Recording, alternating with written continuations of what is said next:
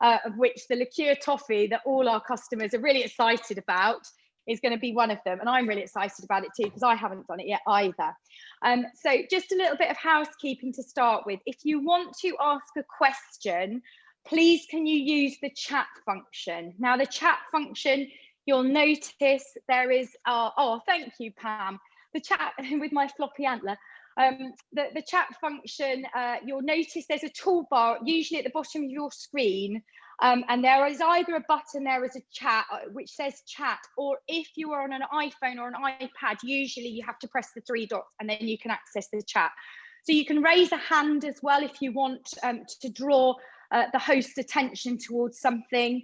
If you want to ask a question and we're ignoring you, please feel free to unmute yourselves, but do remember to mute yourselves afterwards, because it's not just me presenting this afternoon, and if there's and we need to make sure that the person that is presenting, you can see them. And if we've got lots of background noise, the cameras will keep flashing between all the people that are creating the noise, so you won't actually see what's going on. So I'm just going to introduce myself to start with, and then I'm going to ask the team to introduce themselves as well, so that you know who we all are and what we do. So my name is Lyndsay, as I'm sure most of you know. I'm blowing out my candles now because I'm getting too excited. And I'm a trained chef. I've worked with Thermomix for just over 2 years now. I was one of those people, and I know there are probably a lot of customers on here that said they didn't need a Thermomix in their lives because they could cook. It was the biggest reason, that and the cost of it actually, that stopped me buying one for about 5 years. And all I can say is, with the benefit of hindsight, I really now wish I'd have done it 5 years ago, the day I saw it. And for me, it was really only seeing this machine in action. I was invited along to a demo one evening. I decided to go more to get out of the house than anything else.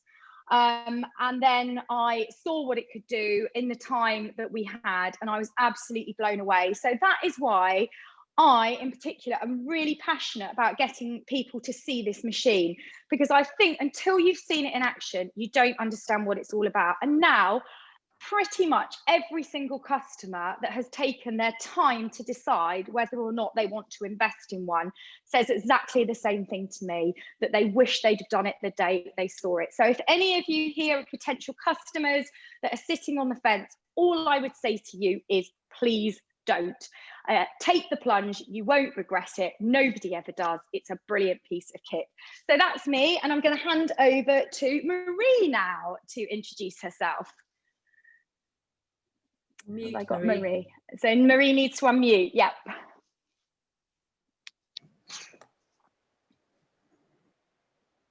You do it for me. Yes. No, not that, Marie.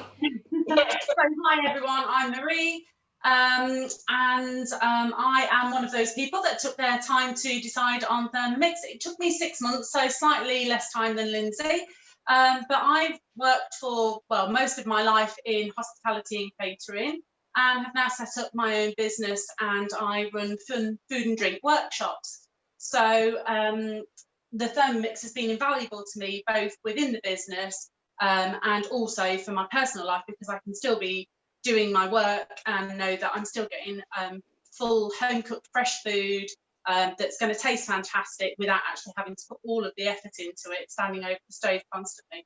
So it's made an absolutely massive difference to my life and helping me get my business off the ground. So I would not be without it. Brilliant. And let's go to Michaela now. Oh, Glenn, 2 weeks in and I love him. Okay, over to Michaela. Oh, could you hear me? Is she there? I'll give her a couple of seconds. No, has Michaela gone? I hope not. She's doing a key part of this demo.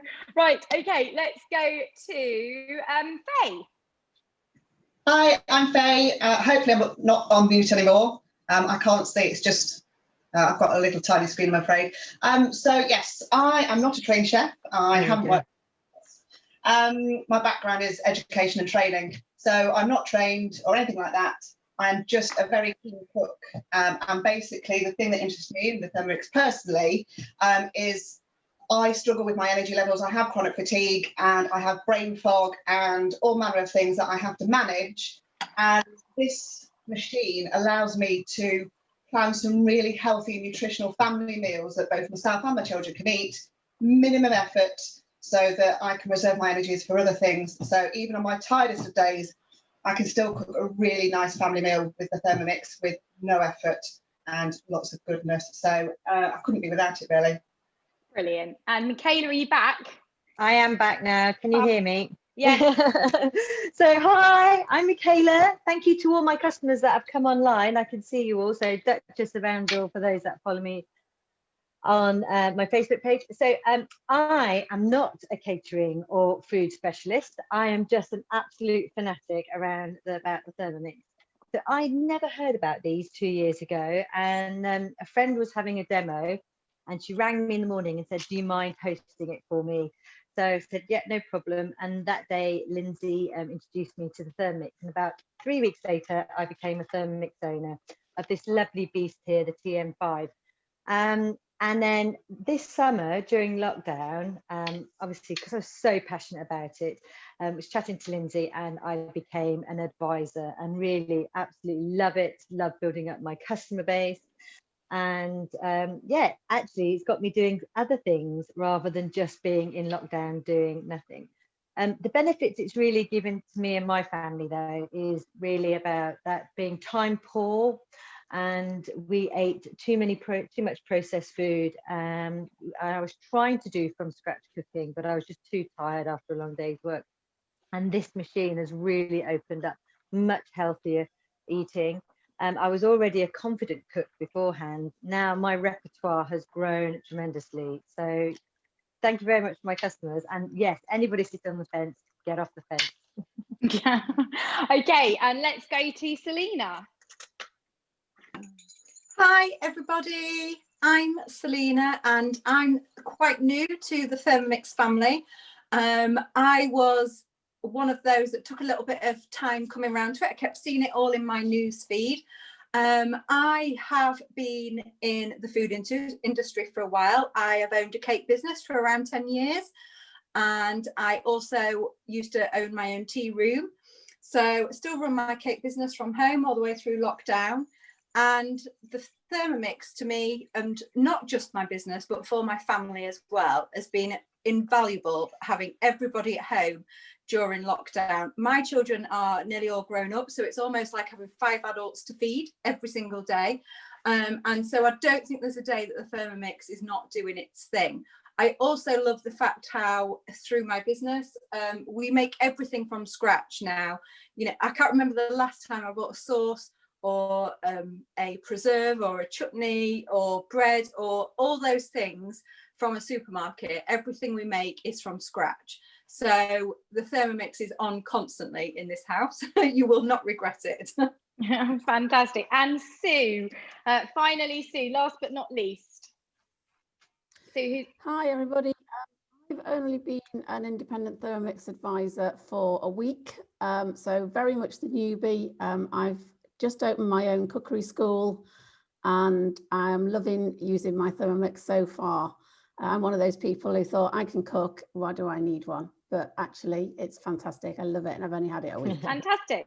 Right, okay, so I think now, before further ado, we're going to start cooking, because that's what everybody has come to see, hasn't it? So I'm going to chat to you a little bit as we go along as well. Please remember, you can ask questions, use the chat for that. But we are now going to kick off with Selena, who is going to take us through our Toffifee liqueur. And I'm really excited because I'm going to cook along with her and have a few swigs of this as we're cooking this afternoon. Right, so over to you, Selena. Hello, everybody. So we're going to start off today with the delicious, it's actually Toffifee liqueur, which some of you will have seen, especially this time of year. They are in the shops everywhere, and I think around 99 pence a carton. So it's really delicious. Here's some I made earlier, decanted it into a nice posh bottle because it will make an amazing Christmas gift. So it doesn't have many ingredients, which is great, which makes it even more super easy. So the first ingredients is you need 80 grams of sugar. So I'm going to pop that. What's great about the Thermomix is some of you that own your own Thermomix will know it has the weighing scales already built in. So it makes it so super easy. So 80 grams, there we go. How about that? Perfect. So 80 grams of sugar. It then tells you to put 120 grams of your Toffifee inside.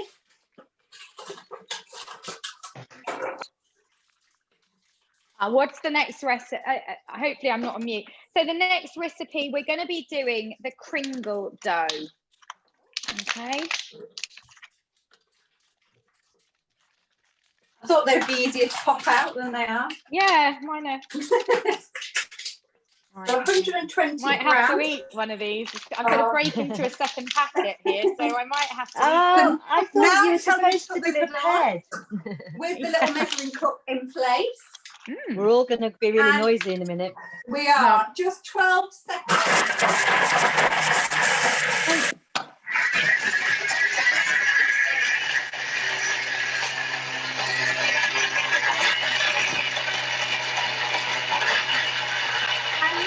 Somebody commented one for the Thermomix, one for you. That's about right. So you can see, I don't know if you can see that, how the Thermomix has ground that down. It smells delightful. Oh yeah, gorgeous. So I'm just going to use the spatula just to make sure I put it all down on the sides. So next, it's telling me to do that, which I've just done. And now it wants 300 grams of milk, and I use whole milk because it's a bit more richer and creamier, but you can use all different types of milk. I'm using lactose free. Yeah, I'm using UHT lactose free. I did think that because it's quite nutty, the almond milk would be nice as well. Yeah. I mean, oat milk would be, I love oat milk. I find oat milk really creamy, actually. I often have oat milk in my coffee. And think it's really nice. So milk. Does that say vodka yet? Not on the vodka bit yet. What's the 200? What does and that then say? 200 grams of cream with at least 30% fat. Okay, Mine's so that's again. Your double cream. So I've got double cream. I've got double lactose free. Oh, my light's gone off. Gone over a bit. Never mind.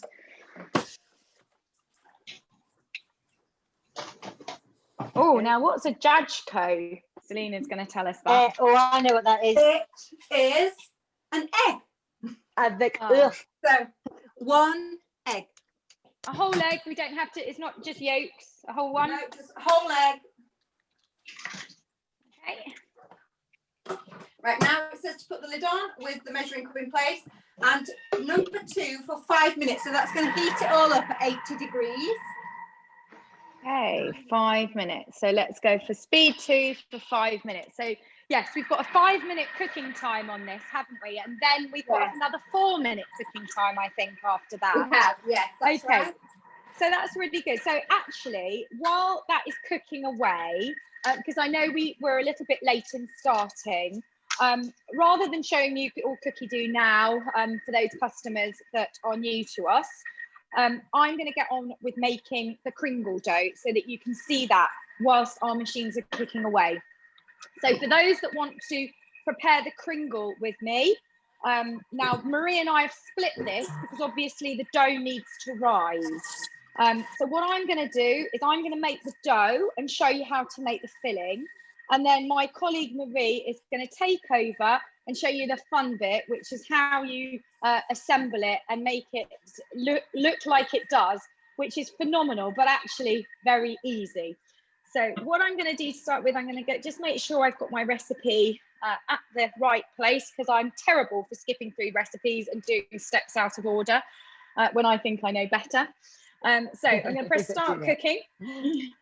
And now it's telling me, the first thing it's telling me to do is weigh 30 grams of sugar into my machine.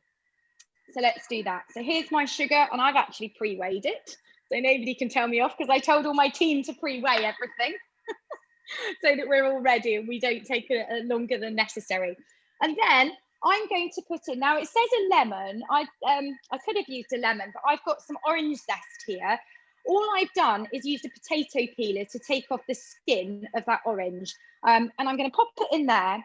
And then this machine is going to grind that sugar down into caster sugar. In fact, no, it's actually going to grind it down into icing sugar to start with. So let's just let that go for 15 seconds. And again, oh, it smells amazing with the orange zest coming in. You don't have to flavour it with orange or lemon, but I've decided this week I'm just going to do it. Scrape down the mixing bowl. Now I need to add 120 grams of milk. So you can see that that's just, hopefully I'm not going to burn my arm on one of the candles. It's whisk that sugar down, ground that sugar down to icing sugar. And Thermomix owners, you'll know this is one of our great selling points of this machine, is that you don't actually need to buy any other sugar than a regular white sugar, because you can make caster sugar and icing sugar in seconds in your machine, and it's a lot cheaper to do that as well. So it's asking me for 120 grams of milk. So my scales are on. Michaela, yes. You seem to be on my main screen, so can you just mute yourself for a moment? So it might, then hopefully it'll come back to me. Thank you. So I'm going to add in my 120 grams of milk, just using the inbuilt scales. Oh, perfect. Click on next. 30 grams of butter. So what we're doing here is we're making an enriched dough. So this is a bit like a brioche dough, or a dough that you would make sort of sweet pastry, not pastry with, sweet breads with, so croissants, things like that. Pain au chocolat, 15 grams of fresh yeast. Now I don't have fresh yeast, I've just got some dried yeast. So what I do to convert between my yeast is generally you would use double the amount of fresh yeast to dried yeast. I also, so how do I know how much yeast to put in? The yeast weight is always 2% of the flour weight. So if you've got 400 grams of flour, you will need 8 grams of dried yeast. And if you're using 8 grams of dried yeast, you'll be using 16 grams of fresh yeast. So that's a little tip for you. I'm going to put my 2 teaspoons in, which is about 8 to 10 grams, something like that. I'm going to put a little bit more in, just because it is an enriched bread, so it does take a little bit longer to rise. And then all it's asking me to do is put the lid on, and it wants to warm up those ingredients for a minute at 37 degrees. So it's helping bring the milk up to the right temperature so that your dough will rise more quickly. And of course, 37 degrees is really the optimal temperature for bread to rise. So I'm just going to let that go for a minute, do a little bit of tidying up while that's happening, so I don't end up in a complete mess like usual. So we got customers cooking along with the Kringle dough. I know some people have made it in advance, which is brilliant. Made some dough in advance. Okay, now, so the Liqueur toffee has just finished. So while this is heating, I'm going to pan back to Selena, who's going to talk us through, yes, James, cooking along, going to talk us through the next step. Well, the next step is the most important bit, of course, when we are going to add our vodka. Yes. What would Christmas be without a bit of vodka? Okay, so now it says 200 grams of vodka. And I will warn you, this is not for the faint-hearted. You can taste the vodka when it is done. Fabulous. I like the sound of that. Oh, look, I've gone over a bit. Oh, what a shame.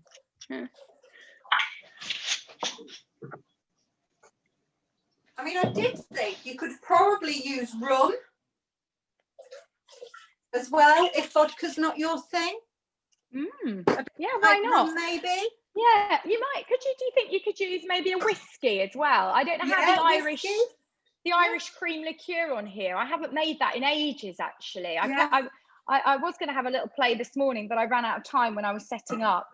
That's one. The Irish cream liqueur is fantastic, actually, as an alternative to Bailey's, and a lot cheaper to make it yourself. Well, that's it. And it's very similar thing, isn't it? So, yeah, similar process. Yeah. Right, so now I think it cooks that for another 4 minutes. Yeah. Was that you, Michaela? No, it's Marie. Oh, Marie. Sorry, Marie. Go on. Just to say, you should be able to use any what we'd call a hard spirit, so any spirit that's 37 or above, and the lifespan of it and everything will be the same. You won't have any effects by it. You're just going to change the flavour in there. So things like bourbon would be really nice as well, because that's already got that caramel backbone to it. Yeah, that would be nice. Yeah. On this menu, on this menu, it actually didn't give us the shelf life. So do we know the shelf life? Because I know that did ask the question. We had some customers asking that question. Well, it doesn't actually give it. Is this Marie? I mean, this is Marie's sort of core business here. So Marie is the cocktail queen, as I call her. So Marie, have you got any guidance on shelf life for sort of a cream and egg-based liqueur? Yeah, I mean, the thing is the alcohol and the sugar is your preservatives. So as long as it's airtight, and realistically speaking, if it's kept cool or kept in the fridge, you should be able to get a good 3 months out of it. Yeah. Like it's going to last 3 months. It definitely it's not going to last. I don't think it's going to last the weekend. No. But if you might not last the demo, actually. I was thinking more for presents. It would definitely be, if you keep it in the fridge, it's definitely going to be fine to give for a Christmas present. Absolutely. Isn't it? I've got the crystal outlook already. Okay, so that is cooking away. So I'm going to take back control and continue with my Kringle dough. So it's asking me to add an egg yolk into the milk and the butter and the sugar with the orange zest into it. So I'm just going to put my egg yolk in. This is really handy, actually, because I had an egg yolk in the fridge. I often end up with either egg whites or egg yolks in the fridge, and I never bin them. If you're not going to use your egg yolk quickly, you can actually freeze them. And if you want to freeze egg yolks, what I would recommend that you do is fork it through. Don't freeze them as whole egg yolks because they will develop a crusty, hard outer shell. So if you want to freeze them, fork it through, and then you can freeze them really well. And you can freeze them down in ice cube trays and portion them like that. So this is music to my ears because it gets rid of an egg yolk. And I've done so many cookery demos at customers' houses where if we just use an egg white, automatically people want to just ditch the yolk. And I always say no, because you can add it to custards, so you can always enrich sauces with an egg yolk. You can make hollandaise, you can add it into breads. There are many, many uses for it. That's for the Irish cream liqueur. Okay, I can see Michaela on the chat there. Right, I'm going to stop talking and start cooking. I'm normally bad at that. And now it's just going to mix it together for me for 4 seconds at speed 3. So let's get mixing. So actually, I think if customers are cooking along with me, you shouldn't have too much trouble because I do tend to go off on a tangent verbally. So there's plenty of time to catch up. Can you freeze egg whites? Yes, you can. Yeah, absolutely. Because you can actually, if you buy egg whites in a supermarket, I often will buy egg whites for making Swiss meringue buttercream with. You can freeze those as well in cartons. Sue, if you're monitoring the chat, I see the odd question, but my camera is quite far away from me. So if there's anybody asking questions, please feel free to just call it out so I can answer them. Don't worry, I will. Mostly everyone's answering questions. Right, so now I'm going to add in my 300 grams of bread flour. That goes straight in. This should be 300. Near as, yes, the scales are obviously accurate. I did actually weigh it out on a separate pair of scales earlier. And a pinch of salt. Oh, where's my salt gone? Oh, that is divine. Is it? Oh, everybody's drinking and I'm not. Can we drink it hot, Celine? I don't see why not.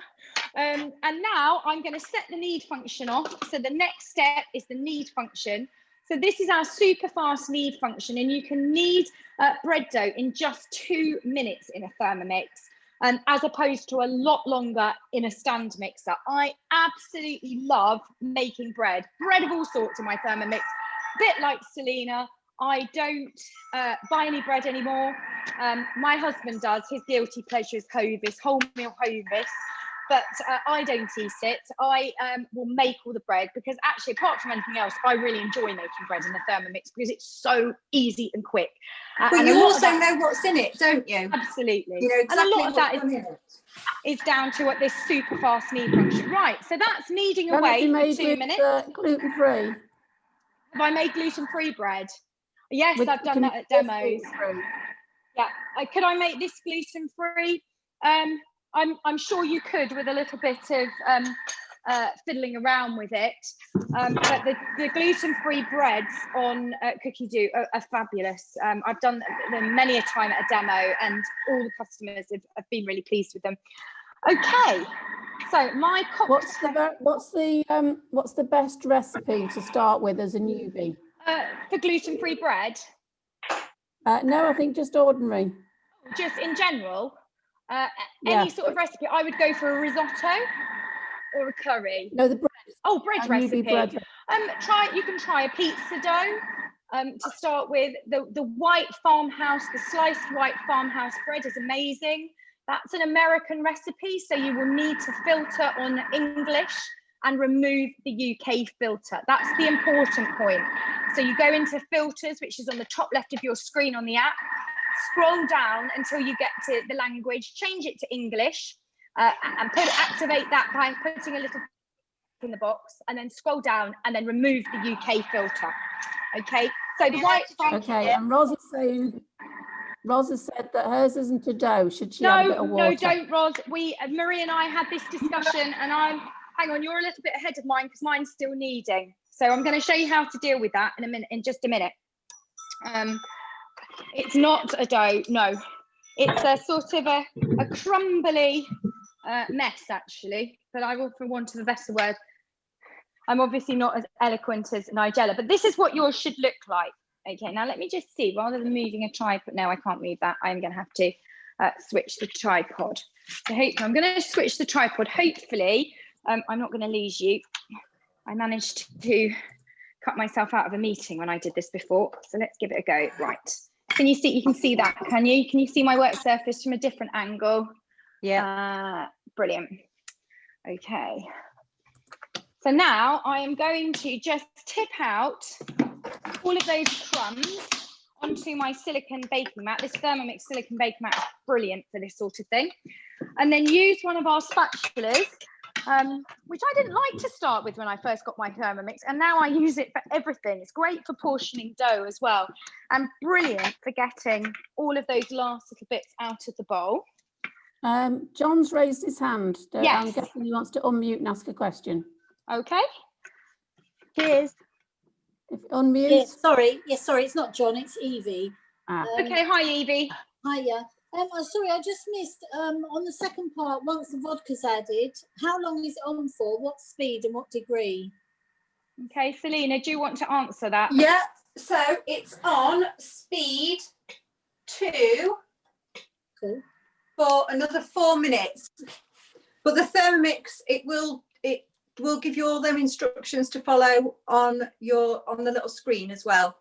Okay, and what degree is that? Sorry. It cooks that at 90 degrees. 90. Okay. Yeah, that will all be preset for you, Evie. It will all be on the screen. I appreciate it's in Polish. And I was just measuring out as I went. Oh, right, okay. Thank you. Yeah. Right, so I've got my dough out. Can everybody see that? I don't know if I can come a little bit, or let's bring you a little bit closer. I think I moved that out of the way when my daughter was here. Just tip you down a little bit. No, it won't go down. Right, so here's my dough. And yes, like Rosalind said, it is bitty, crumbly. And Marie and I had discussions about this last weekend when we both cooked it, but we decided we were going to trust it and go with it, and it was absolutely fine. So I would always trust the Cookie Do recipes because they are guaranteed to be restaurant quality. So even if it goes against your sort of natural instincts, go with it. So you've got a dough like that. It comes together in a bowl really nicely. And then all you need to do is wrap it in cling film. I'm going to get myself a new piece of cling film because I don't want it wrapped in the cling film that I have just wrapped my garlic dough balls in. So let's get a new piece of cling film and just wrap it in some cling film, or loosely cover it. I think that's what I did actually before, just loosely cover it with some cling film. And then you just need to leave it to rise for 2 hours. Leave it to do its thing for 2 hours. Okay, so now I've done that part of the recipe. I'm going to hand over to Marie, who is going to walk us through how you roll it out, the really important technical part, and how you assemble it. So over to you, Marie. Thanks for that, Lyndsay, and thanks for giving me the hard part. So I'm Yeah. my lovely toffee liqueur, which I have just made, and Cheers. although it's still warm, it is absolutely delicious. Stop it! I haven't actually got had the opportunity to have some yet. And I'm just going to move my camera over here so that you can see what I'm doing a little bit easier. So just move that down. So I've already rolled the dough out. I've just put a damp tea towel over the top of it to stop that drying out whilst we were all making our toffee liqueurs. So as Lyndsay was saying, it's a very unusual dough. It doesn't look like it's going to come together. I was very, very concerned about it, but it absolutely does. So trust the recipe. And actually, just like Lyndsay, this week I've gone for orange zest in my dough instead of lemon zest as well. And what's really nice about this recipe is that you can swap the flavours. So actually, on cookie dough, at the base of it, you'll see that it very often gives you hints and tips at the base anyway. And it does say in there that it's used as both a savoury and a sweet cake in Estonia. And it either has the base of the cinnamon butter, which is the next thing that Lyndsay will be making, which is basically just butter, which has been smushed in the Thermomix with 2 tablespoons of cinnamon in. So we roll out the dough very, very thinly, just on a lightly floured surface to roughly 40 by 50 centimetres, a rough rectangle. And then we're just going to spread on the butter and cinnamon mix in a nice, generous, even layer across it. Now, the filling in this today is the walnuts, the chopped walnuts, which is what's on the recipe. It also suggests that you might want to put mixed fruit in it. Last week when I did it, I actually used some flaked almonds and some chopped apricots, and it's absolutely delicious. But I also think it would be really good with chocolate as well. So, and if you were going to go savoury, you could use herb butter instead of the cinnamon butter. And you could perhaps put in cheese or ham or bacon bits. So really the options are endless. It's really a Kringle, not so much because of the fillings, but because of the dough and then the way in which it's shaped. So it's nearly complete there. So the magic thing about the Thermomix is, of course, that even though we're now not working in the Thermomix itself, it still gives you all the step-by-step instructions. So all of these instructions are there, one at a time, not confusing in any way, quite self-explanatory. So we've got a good layer of the cinnamon butter on there, and now it's just a case of throwing your crushed walnuts, which again took literally 2 seconds, the crushed walnuts in the Thermomix to crush down. Just going to spread those on. Want a good even covering, don't want any bits spit out. And then comes the fun part. It does look like it's going to be incredibly complex. However, it's actually a bit of a secret, but it's really simple.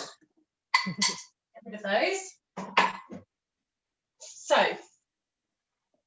as I say, it's all on the Thermomix step by step. So what you want is the longest edge, and you just roll the pastry in on itself. Is that right? I'm just trying to, because the recipe was a little confusing when I first read it. I had to read it a couple of times. So I just want to check and see what it actually says. Can't see it now. It's, sorry, I've gone off camera. Has anyone got it? I've got it now. is it? Yeah. Do you roll the long edge, Marie? Yeah, you roll the long edge, but yeah. There was spread thinly. Yeah, it does say it. I had to read it a couple of times. I was just seeing what confused me to start off with. But you definitely roll along the long edge. But it says roll lengthwise, and that was the bit that just made me double check it. Lyndsay, you're at a side. Oh, that's because, do you know what? I cut myself off. Let me leave the meeting and I'll try and rejoin it again. Okay, hold on. Because you guys are all at the side and I am, to myself, I am, yeah, I know, but I've turned portrait around. I'm going to leave the meeting and then rejoin it. Okay. Okay. Are we still okay, Michaela? Yes, we're okay. Carry on, Marie. Excellent. Okay.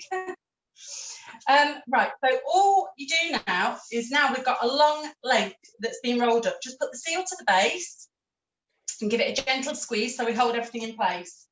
And then we're just going to take a sharp knife and make one single incision.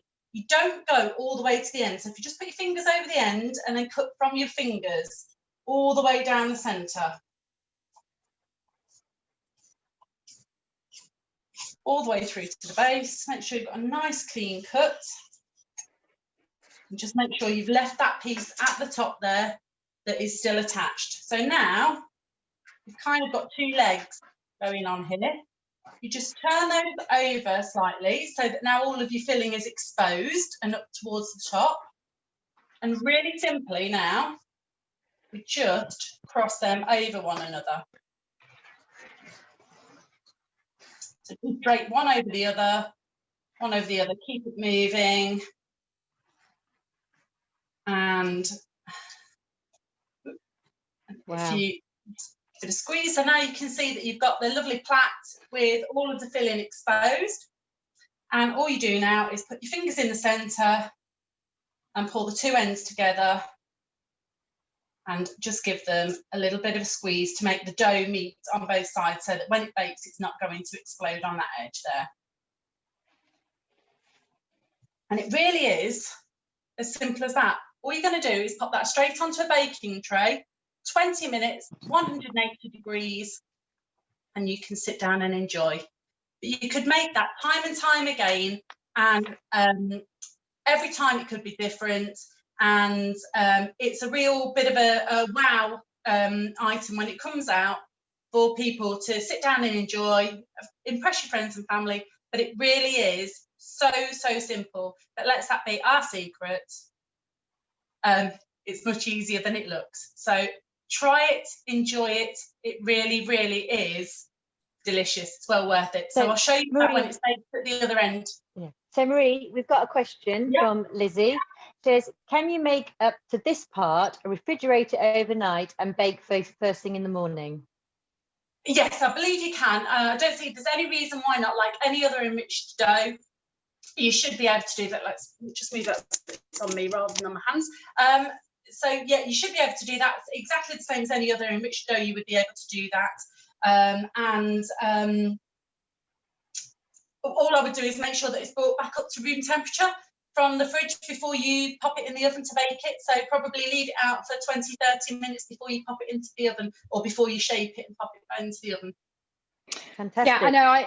I completely agree as well. I put that as a recommendation on my Facebook group last weekend, that I believe that you could make it. So if you wanted to have it as a breakfast dish on Christmas Day morning, you could make it on Christmas Eve in the evening.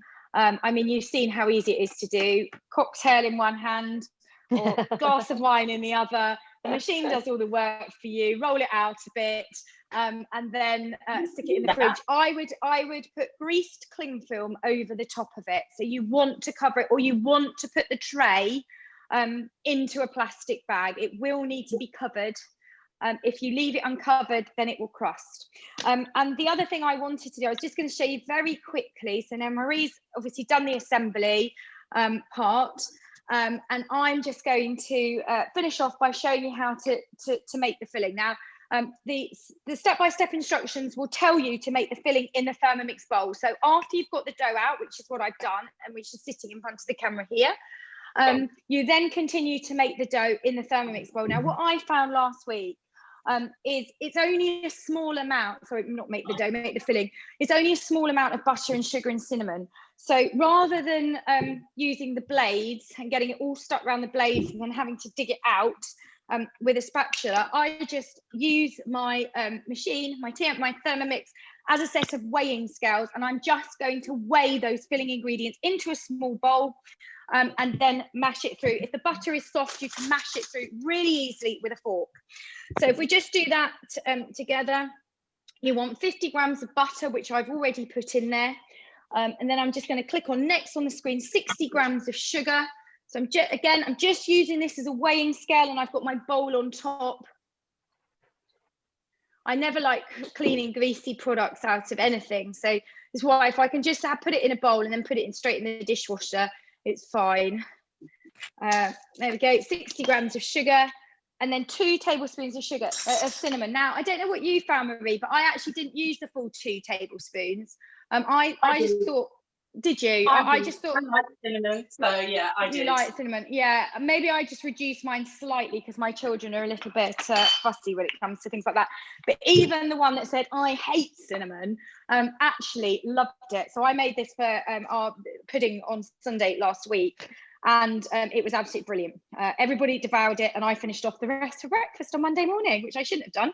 But there we go. It was irresistible there with a cup of coffee in the morning. So it is easier to do that in your Thermomix, but I don't want my buttery cinnamony mixture in my bowl because I'm going to go straight on to making the Christmas tree pull-apart bread. So you can see I'm just squishing. This is a great job for a child, squishing the butter and the sugar together with a fork and the cinnamon in a bowl, and it will come together. It's a little bit, obviously, it's a little bit more time consuming than doing it in the Thermomix.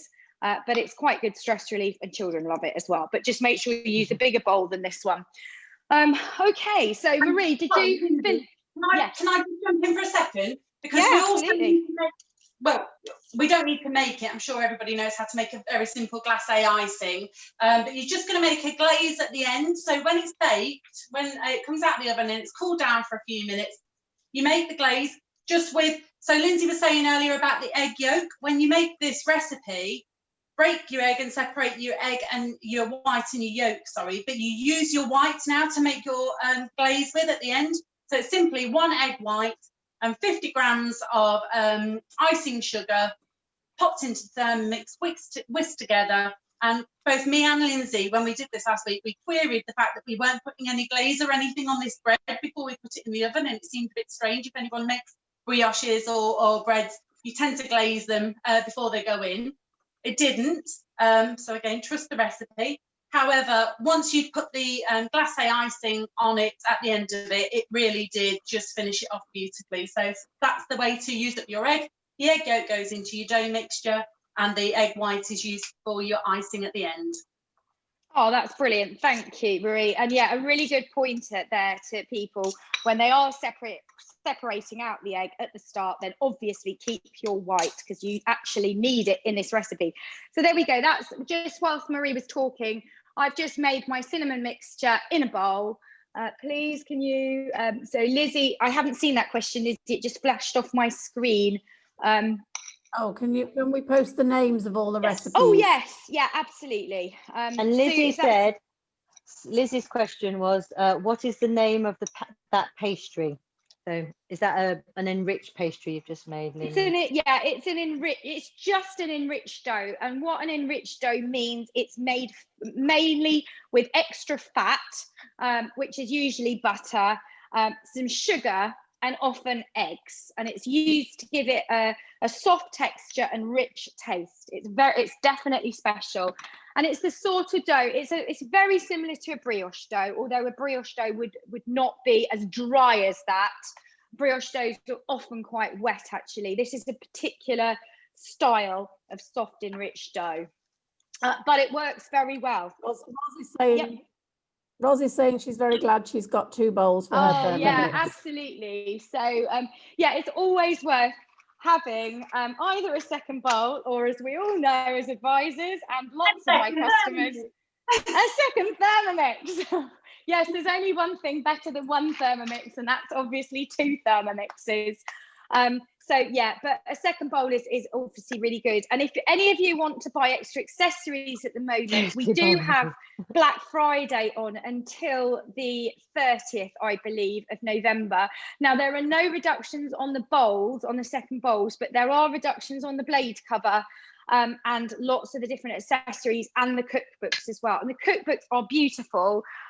We've all got, you'll have seen some of the advisors have got our Thermomix Christmas books here. So obviously all the recipes are on Cookie Do on the platform, but it's really lovely to have a hard copy cookery book sometimes just to flick through. And the Thermomix Christmas book is a great example. It's a beautiful book, lots of lovely photography, looks great on a coffee table, and I believe it's 30% off at the moment. So yeah, worthwhile taking advantage of.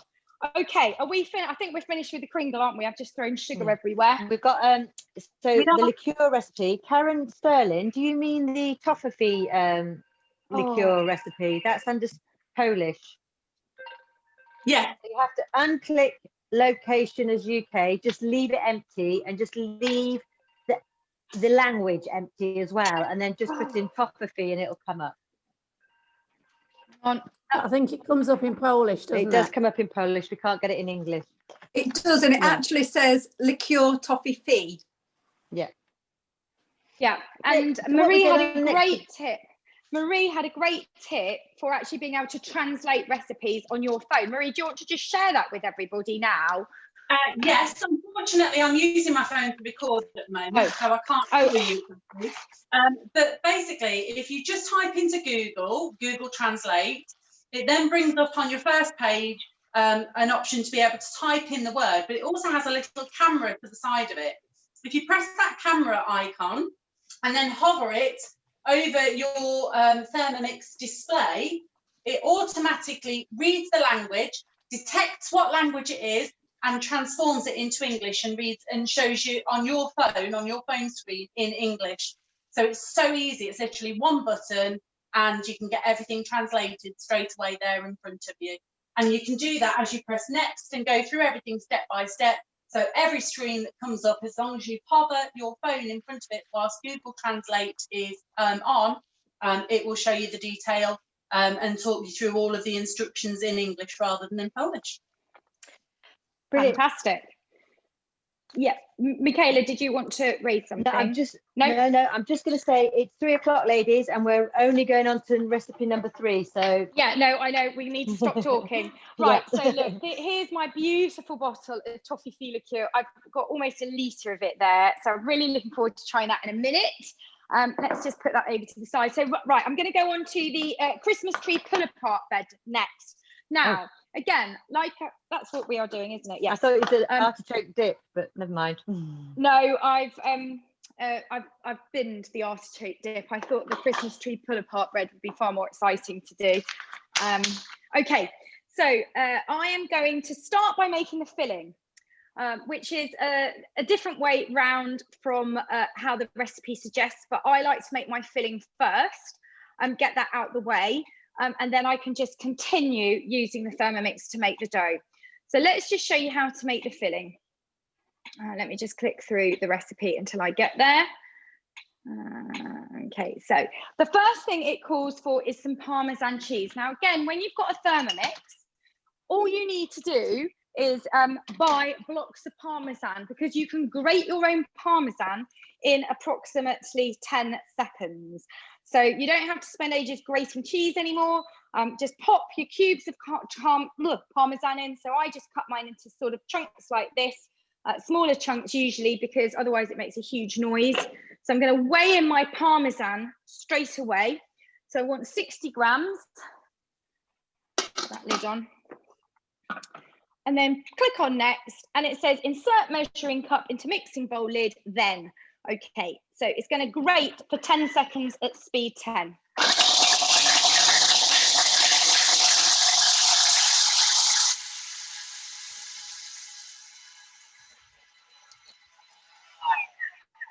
I'm not going to attempt to talk over that like James Martin occasionally does, or on Saturday Kitchen, and then ends up saying, oh my God, it's making a huge noise.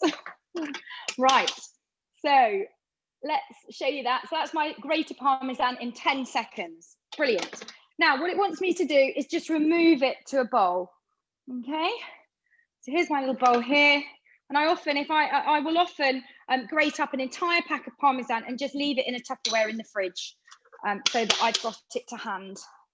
So it's a really good way of doing it. It's actually cheaper to buy a block of Parmesan and grate it yourself than it is to buy grated Parmesan, which is really made from inferior ingredients and often from the rinds as well. So it's advisable to make it yourself. Right, 1 garlic clove is going in now. So let's hope I've got my garlic clove here. So I'm going to drop my garlic clove in, and then this machine is going to chop up that garlic clove as well. So I'm going to click on next, and then just 3 seconds at speed 7, and it's going to grate the garlic.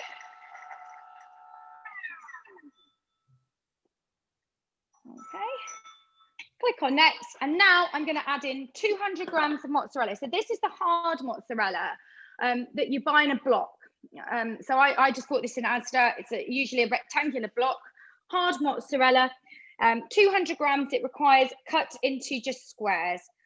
Earlier when I did mine, I just tore it apart with my hands, but I've cut this into nice squares for the purpose of the demonstration. That goes in.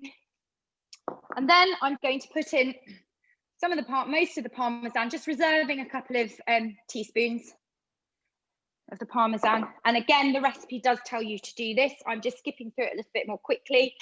Click on next, then put the lid on, click on next, and it's going to grate that for me. Now, this is where the turbo function is going to come on.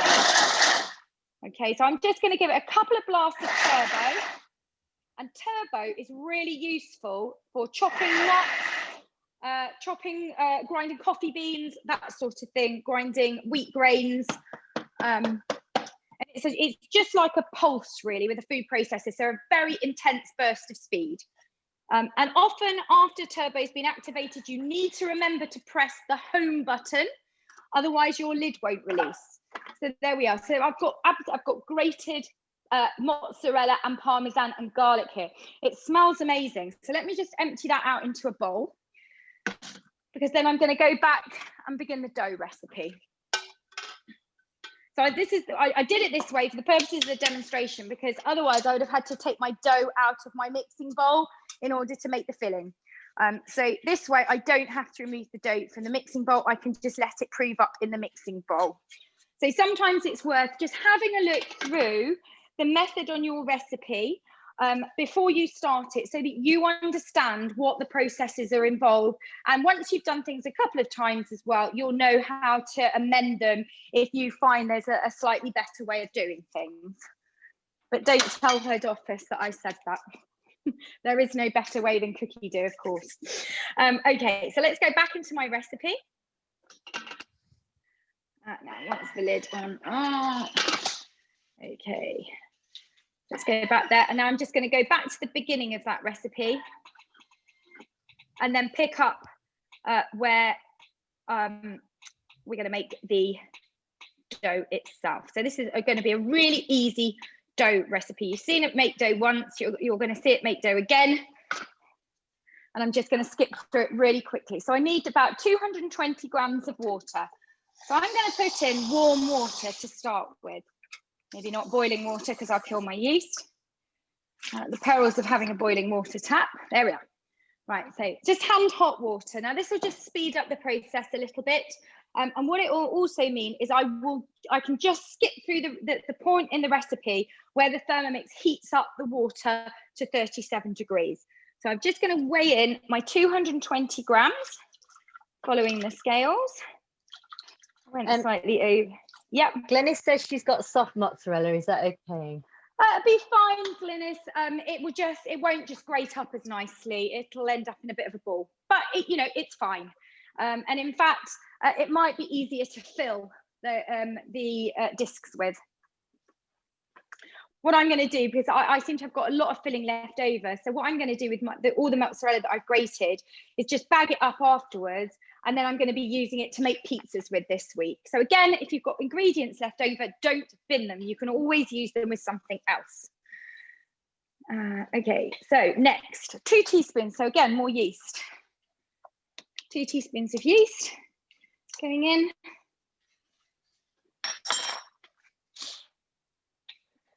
Okay, now I'm just going to skip through this part because it wants me to mix them all together for some time, and I'm not going to bother with that. So I'm going to go straight into adding the bread flour. So 400 grams of bread flour going in. 400 grams of bread flour, 30 grams of olive oil. This just helps make it a little bit more elastic. I knew that one was out. Do I have another one to have? I'll just use my cooking oil. Okay. I thought that, there we are, 30 grams. Thought that bottle was looking low. A teaspoon of granulated sugar. Now you can leave the sugar out if you want to. I always think sugar's quite nice in bread. And it also encourages the yeast to work a little bit more quickly. Click on next, and then a teaspoon of salt. Okay, so I'm just going to put in slightly more than a teaspoon, because with I would normally expect to see, again, 2% of the flour weight for salt. So I normally expect with 400 grams of flour, about 8 grams of salt. Okay, so I've just put in about 1.5 teaspoons. Put the lid on. So it even tells us that on the screen, as owners will know. And then we are going to knead again for 2 minutes. Okay, so while that's kneading away, I'm going to show you how to roll out the dough. I'm going to attempt to move you. Hopefully I'm not going to cut you off again. I'm going to attempt to move you to my other tripod. I'll do this really quickly. So you've got to pretend that dough is risen. Oh, I don't want to lose you. There we are. Aha. So pretend the dough is risen. I've got some white dough here. It's just pizza dough, but it's going to just show you for the purposes of the demonstration. I've always got dough in a bag like this. This is just a plain white pizza dough recipe. I keep it in the bag all week. I take portions off as required. So when if I want to make a naan bread or a pita bread, I often just take off 100 grams, roll it out. If I want to make pizzas, I take off 150 grams. Whatever's left over, if there's only a little bit left over, I add it back into my next batch of dough, and I've always got it sat in the fridge. So again, no waste. So imagine that this is your dough that is risen. You will get approximately 700 grams, 650 grams. And by my calculations, you then have to divide it into 32 pieces. So each piece weighs about 20 grams. So let me just get about 20 grams of dough. That'll do. 20 grams of dough. Then just on a little, this is on a floured board because it's old dough. You won't need to flour the board when the dough comes out of your machine. Then you want to just roll it out into a sort of a circle, a flat circle. The larger you make your circle, the more filling you will get into it. You might find that if you haven't made your circles very big, you won't get much filling in at all, and then you'll have loads left over. So here's my filling. Then how long you want to put a how long does your white teaspoon. dough last in the fridge? Oh gosh. Well, it will actually last forever, really, because of the yeast in there. It will just continue to ferment. How usable and how well it tastes after a while is sort of a matter of personal preference, really. I've had dough that I've used to make pizza with a week to 10 days after making it. what I would recommend that you do though is if you have it left in your fridge after about 10 days, automatically make a new batch of dough and add it in while it's kneading, and then that is called a poolish in baking, and it's used to enhance the flavor of the dough. But certainly you can pull from it all week, and make your you know, and make pizzas and flatbreads up with. It wouldn't be very good to make rolls or bread loaves with after that amount of time, but certainly flatbreads, it'll be absolutely fine. And Okay, can so you here's freeze my it? filling. Yes, Lyndsay, you can freeze dough. Yeah, you can. Okay. Yeah, absolutely. So here's a teaspoon or so of filling mixture. It goes into the middle of that disc of dough, and then all I'm going to do is just gather it together, just pull it round. Now my daughter, who's 10, did all of this before everybody joined the call, so this is a great little job for getting kids to do, ever so easy. Just pull that together. You can see I've just gathered it up at the top, and there I've got a little dough ball. Okay, so I will then put it folded or joint the seam side down onto my baking sheet. Now I'm just going to show you what it looks like, because here's one we did earlier. So this is one that Alexa did earlier. I'll show you how we arrange it. So again, I've just had it covered. You'll see this piece of cling film. That's greased cling film. So always grease cling film on the underside, on the side that is in contact with the dough, and then you can easily pull it apart. So there it is. Look, that's the finished Christmas tree. Oh, you're on fire. Oh, yeah, brilliant. Excellent. Well done. I knew there was going to be something going on with those. There we go. Right, just wave that. It's a nice smoky flavour to those dough balls. Yum, yum, yum. Right, I shall move those out of the way. Fabulous. So here we go. Here's the finished bread, and you can see we've arranged it. We started with one at the top, and then we put it, the next row was 2, then 3, then 4, then 5, 6, 7, and then just 2 at the bottom. So that's how you arrange them. All I'm going to do, so these have risen now for nearly, actually far too long. We should only really leave them to rise for about 45 minutes, but these are ready to go straight in a hot oven. So I'm going to pop these into about a 200-degree oven and bake for, I don't know what it says on the recipe now. Oh, I tell you what, I can have a look, can't I? Because it'll be on my machine. Let's have a look at the recipe detail. Bake for, so brush with egg wash, then bake for 15 minutes at 200 degrees or until they are cooked and golden. So that's all I'm going to do. So I'm just going to hand over to the next person now on my list, who is Faye. Faye. Brilliant. Faye has waited patiently, and I'm going to get on with brushing those dough balls with egg wash and baking them. Okay. Okay, hello. I hope it's transferred to me. For some reason, it's still showing Lyndsay. Can everybody hear me? Can I have a... I'll mute myself. Yeah, hang on. I'm just going to carry on anyway, and if there's any problems, somebody will have to let me know. Whilst I'm watching Lyndsay, my Thermomix did go to sleep, so I'm just waiting for the Thermomix to start itself up again. Spice nuts then. So I have made these before, and they are very, very, very yummy, and they make great ideal presents for Christmas. I'm going into my collections that I've already created, and I've created a special one for Christmas. Where are we? There we go, spiced nuts. Right, so let's start cooking. With the Thermomix as well, it does tell you, take through all your steps as well about having to preheat your oven and get your baking tins prepared, which, as you can read through your recipes on your mobile phone as well, you can actually get this prepared beforehand or know what steps you're going to take. So my tray is already prepared before I started. My oven is already on. So we're going to flick through. So let's make a start, because I know we're running behind with things as well. I have got a bowl of nuts already weighed out. As Lyndsay and everybody else has already said, the Thermomix will weigh everything out for you. However, if you do want to pre-weigh anything, or because what I found, the Thermomix asks you normally to weigh everything in grams. So if you're using a liquid and you're normally used to millilitres, you might not, when I first started using it, I wasn't sure how many grams of milk was, in millilitres and vice versa. So you can actually use the Thermomix as a scale to pre-weigh things, just double check how much you need of everything and have you got enough of everything as well. So the first thing it's going to ask me for is my olive oil, 30 grams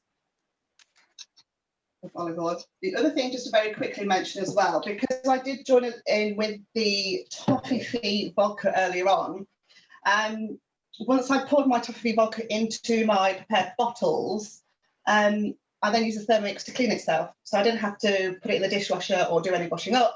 I simply emptied it out, put some water, drop washing up liquid in, and use the pre-clean function to clean my Thermomix. Minimum effort, which is what I like. Okay, next ingredient is maple syrup. I actually prefer honey rather than the taste of maple syrup, but you can use maple syrup, you can use normal Lyle's, golden syrup is still around, or you can just use honey. One of the recipes that we were looking at for spice nuts was one that actually asked for egg whites to be used. And I preferred this one myself personally. I'm not keen on having something in with egg whites and not really knowing how long it's going to last. And also, apart from the fact that I've used honey, if you are using maple syrup and you're not using egg whites, then it's obviously a lot better for anybody that's following a vegan diet as well. A tablespoon of paprika. So I've got everything out. I was prepared and I just sat watching Lyndsay. Tablespoon. So here's the tablespoon. I'm using smoked paprika, again because it's a nice smoky taste and it gives a bit of heat. And again, with all of these, so it's asking for paprika, it's asking for chilies as well. You can make it as spicy or not spicy as you prefer. If you like a bit more spicy, that's fine.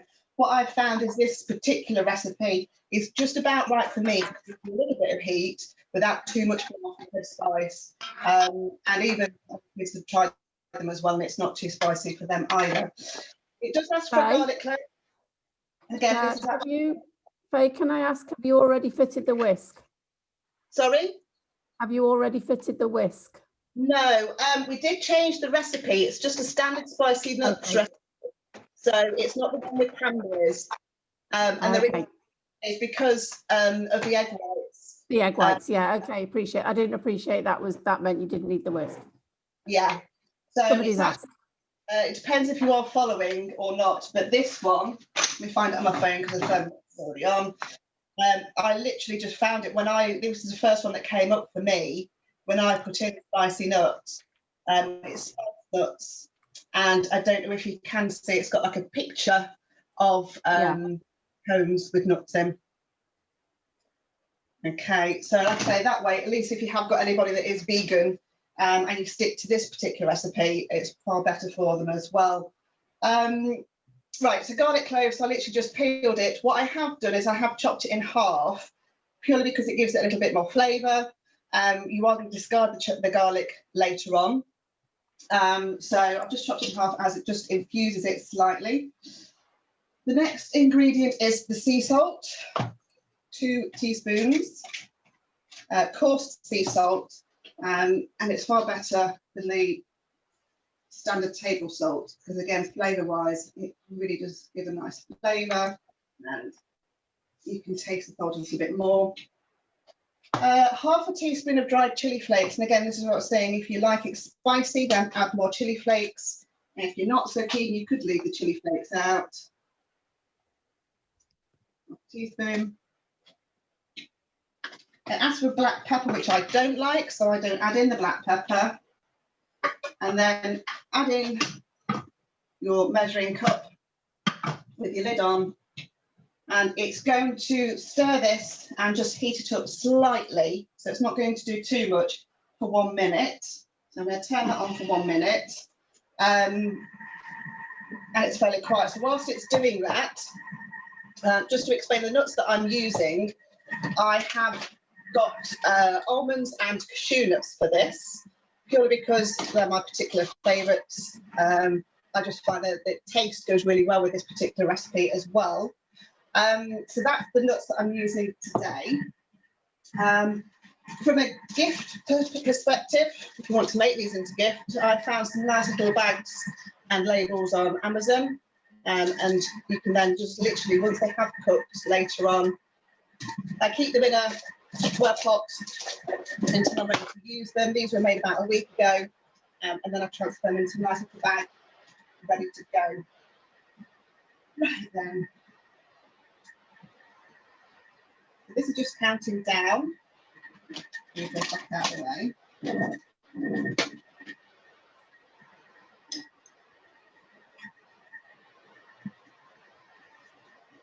This is the only thing when you've got these things waiting. What else to talk about? Right, next. And it's really off-putting because I actually can't see myself either, so I'm hoping I'm in screen. You're looking great. Carry on. Right, the next as well is to add the nuts. Now you'll notice there that as I've took the lid off, just always check your scales as well, because once it sets itself with the lid on, you're obviously going to put the wrong amount in once you take the lid off. So make sure you reset your scales, and your scales are always at 0 before you add any of your ingredients. And like I say, because I was being a good girl, I have pre-weighed these. So 500 grams of nuts are going in. And again, insert measuring cup into the lid. If there are any people that haven't got the Thermomix yet, that is what the lid looks like. And there's a reason why there's a hole in there, because it helps you provide different functions as well. But for this, we just need to block the hole with the measuring cup itself. There is also a detector at the back. If you've not got the Thermomix and you're not sure how it works, it won't work until that lid is on. It detects whether the lid is there or not. And then again, it's 1.5 minutes of stirring those nuts and just coating them in the really lovely mixture itself. Like I say, I mean, there's not a lot more to it than that, to be fair. I know we're running a little bit behind on time, so I'm going to, in a moment, once that has finished, I'm going to put it onto my baking tray. I cook these in smaller batches. I don't cook them all at once, purely because when I made the batch earlier on in the week, I put her out in a big tray, but I found those that were on the outside, because it's got sugars, the honey and everything else, the ones on the outside actually burnt. So I'm actually going to put it in a smaller tray and bake them in smaller batches that they don't burn. Because if they do burn, you're going to have to either throw them away or eat them yourself, because the burnt nuts taste quite bitter. Another really good storage tip as well, an old coffee tin, if you do buy coffee like that, that's where I currently store my nuts. They're the ones that need, the burnt ones. And like I say, the other ones I just store in a Tupperware dish until I'm ready to bag them up. And that's really how quick and simple it is to make the spiced nuts and to turn them into a really nice little gift idea to give out as well. These are going to be going out as teachers' gifts for school. So that's me done, really, unless you want me to show you. It's just ticking down. I'll show you how it looks once it's just finished. It just smells really, really delicious. So that is the nuts. They're all coated. And like I said, I'm going to cook them in smaller batches. You take away the garlic and then just cook them 10 to 15 minutes. Gas not full. Perfect. Great, thank you, Faye. And actually, while Faye's been doing that, I've set my Thermomix off to pre-clean because I didn't want to cook the next the next part of the recipe that I'm going to be doing in a little while with my Toffifee liqueur in it. So I've taken the liberty of pouring myself a large glass How much? of liqueur. Yes, I know. I thought I'd just have a little small taste to keep me going. So cheers, everybody. I hope those customers that have made this liqueur are now sampling it. I have to say, I had a little spoonful out the bottom of the bowl earlier, and it's absolutely delicious. So I think this is going to be my downfall now over Christmas. But you know, what would Christmas be without a little festive tipple? So thank you ever so much for that, Faye. And now we are going to go to Selena with her mincemeat crumble cake. Thank you, Lyndsay. Hi, everybody. So I have actually made this recipe before, And it is a really super quick, easy recipe. And obviously, so easy this time of year with mincemeat, but I am using the homemade mincemeat from the actual Cookie Do recipe platform that's on your machine. It's so super easy to follow because it actually does all the weights for you and you can't go wrong. And it is absolutely delicious. So I'm actually going to be using the homemade. Like I said earlier, we don't buy anything in jars, things like that anymore. We make everything ourselves because it's so easy with the Thermomix. Right, so I've got the recipe already up and loaded onto the machine because I have made it before. It's a real favourite in this house and it is really yummy with some warm Bailey's cream as well. So first steps, it tells me to preheat my oven to 170 degrees Celsius.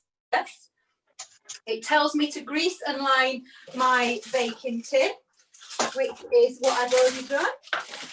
Already prepared that earlier. So now it tells me to put in 265 grams of plain flour. And as Faye just said, we need to make sure that our scales are back to zero because sometimes I'm guilty of this. I often forget that maybe the lid was on or I've moved the jug and pressed it back to zero before taking the lid off. So you must make sure that you've set that right. So first it tells me to add my plain flour, which I've already got ready. I'm going to pop that in. Then it tells me to add my 125 grams of light brown sugar, which I'm going to put in. I've already got that. We just decided we was going to get everything weighed out just to save a little bit of time. So next it tells me to add my almonds, my ground almonds, 100 grams of ground almonds. In that goes. And now it tells me to put the lid on with the measuring cup in place.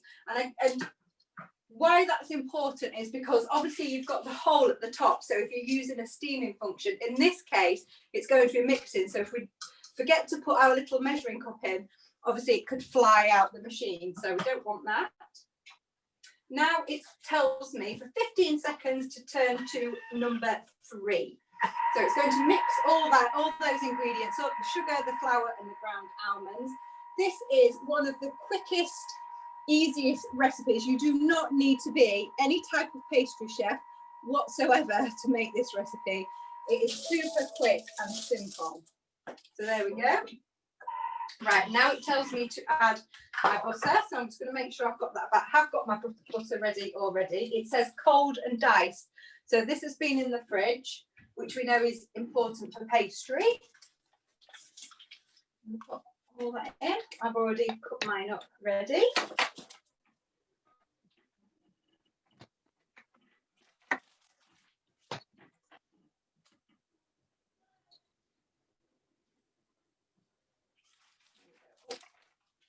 A little bit short. There we go. Right, now I'm going to put the lid with the measuring cup again back in place. You'll have to excuse me if I sound a bit gruff. I'm just getting over tonsillitis. It's drinking all that Toffifee vodka, isn't it? And well, no, because I'm on antibiotics, aren't I? So oh no. But it is there ready. Right, now it tells me to turn the speed selector 3 or 4 times because it's going to make it into coarse crumbs. And it says 2 seconds each time. So I'm going to turn it on. And now what it does, it pulses every time. So that's once I've turned it. Twice. 3 times. I'm going to check it. I might do it the 4th time like it. There we go. Right, next, it tells me to put 2/3 of the mixture into the tin. And that's going to be your pastry base. It tells me to flatten it with a spoon, and it's going to be a little bit more. I don't know if you can see. It's going to be a little bit more like a shortbread sort of texture. So I'm going to put 2/3 of that in there.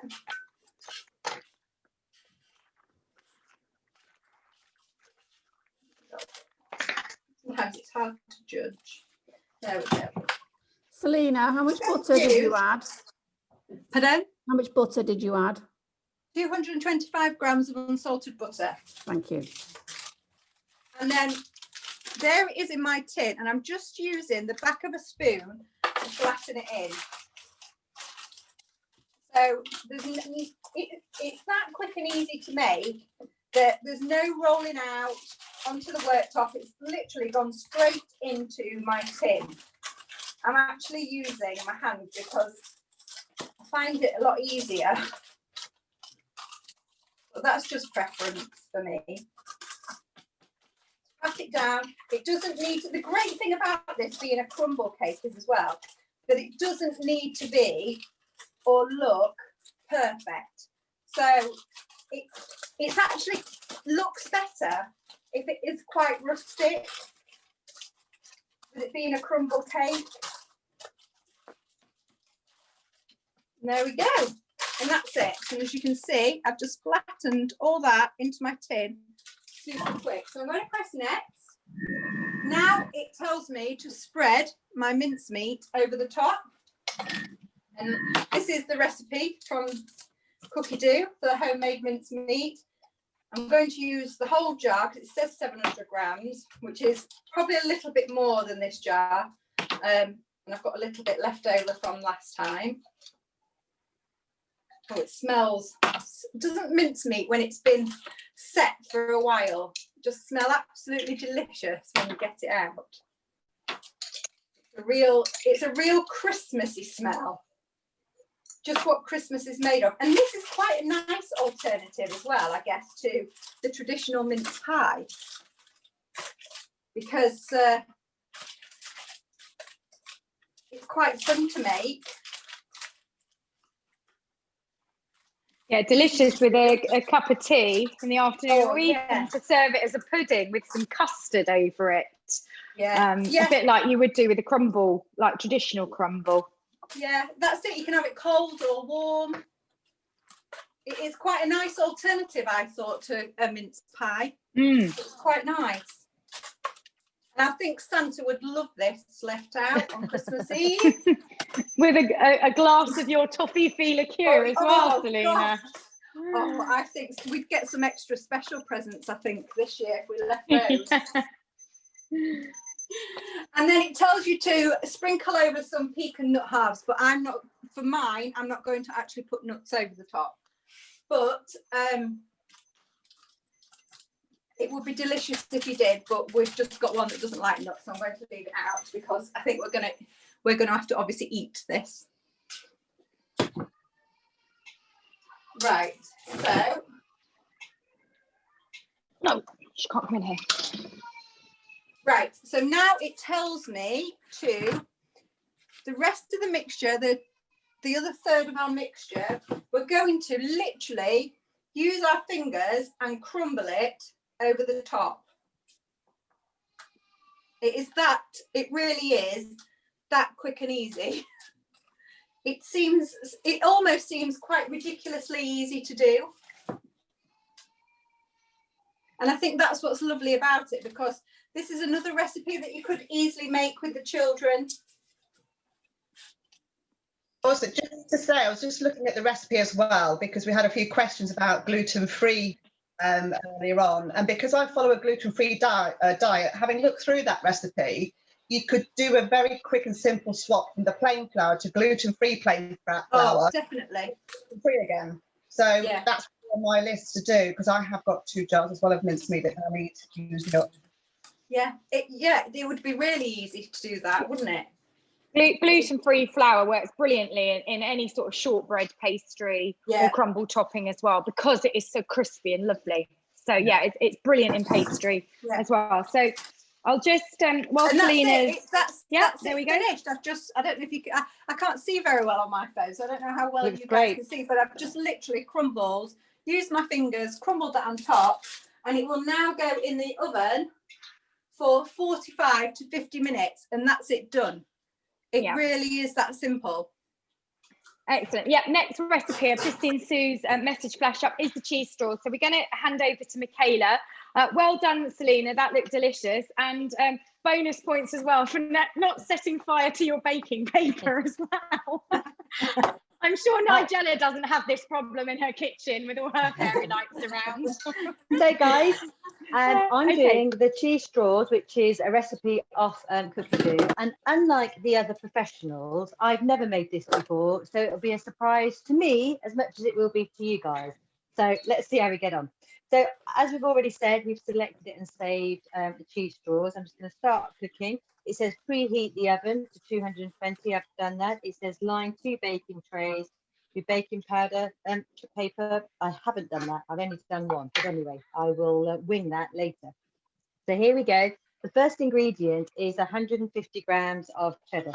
Now, as we've all keep going on about this afternoon, is just a little bit more there. The grating function in this is absolutely fantastic. So we're going to put the lid back on. It's going to be a bit noisy. I'm going to move this to 7 for 5 seconds. Just going to move away a little bit. There we go. Can you hear the change? That's great. Press next. If I just show you that. See, I work faster than the machine now. Here we go. Look at that. Imagine trying to grate all that cheese so quickly. 3 seconds. I don't think it can be done. So now it's saying to me, add 200 grams of plain flour. Again, weighing directly into the machine. Press next. And 100 grams of diced butter. There we go. Slightly under on that one. And press next. And the yolk of 1 egg. So I've got this separated earlier. My egg white is actually in the fridge. I will be using that up probably tomorrow in a fantastic omelette souffle, which is under the Australian cookie dough on the recipe platform. It's absolutely fantastic. Right, then it says 1.5 teaspoons of garlic powder. I'm going to just do 1 because mine is granules, so that'll be slightly stronger.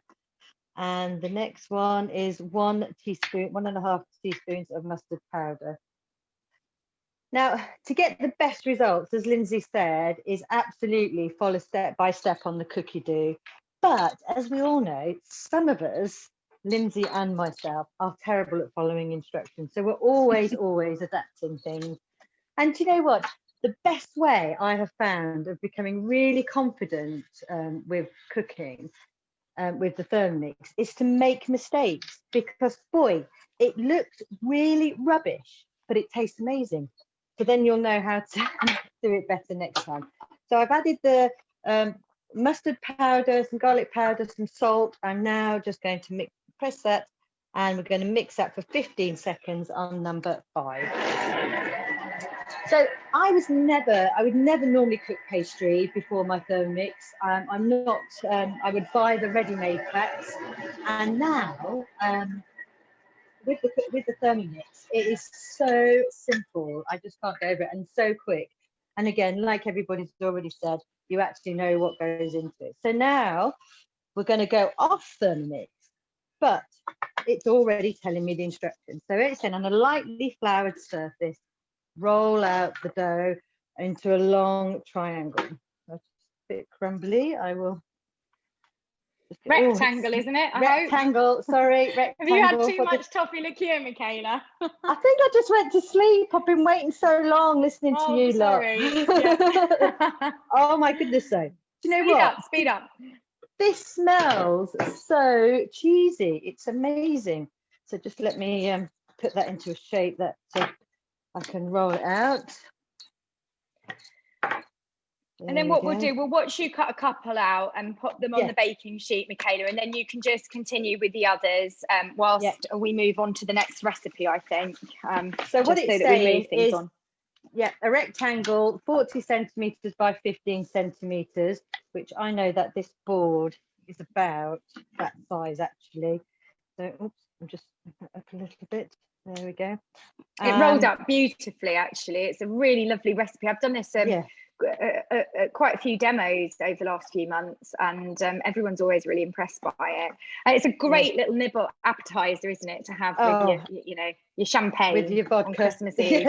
With your vodka, maybe not vodka, but yeah, certainly champagne or what nibbles. Definitely, I think on the Christmas Eve nibbles, isn't it? Or even New Year's Eve morning as well, because it is cheese.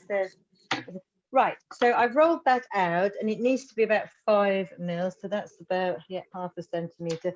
And then what it's saying, if you press next, it says starting from the short end, just cut some straight lines. So I thought I put a ruler to one side so I could get this straight, but do you know what? Now I'm looking, I can't see. So what I'll do is I'll just use a knife edge.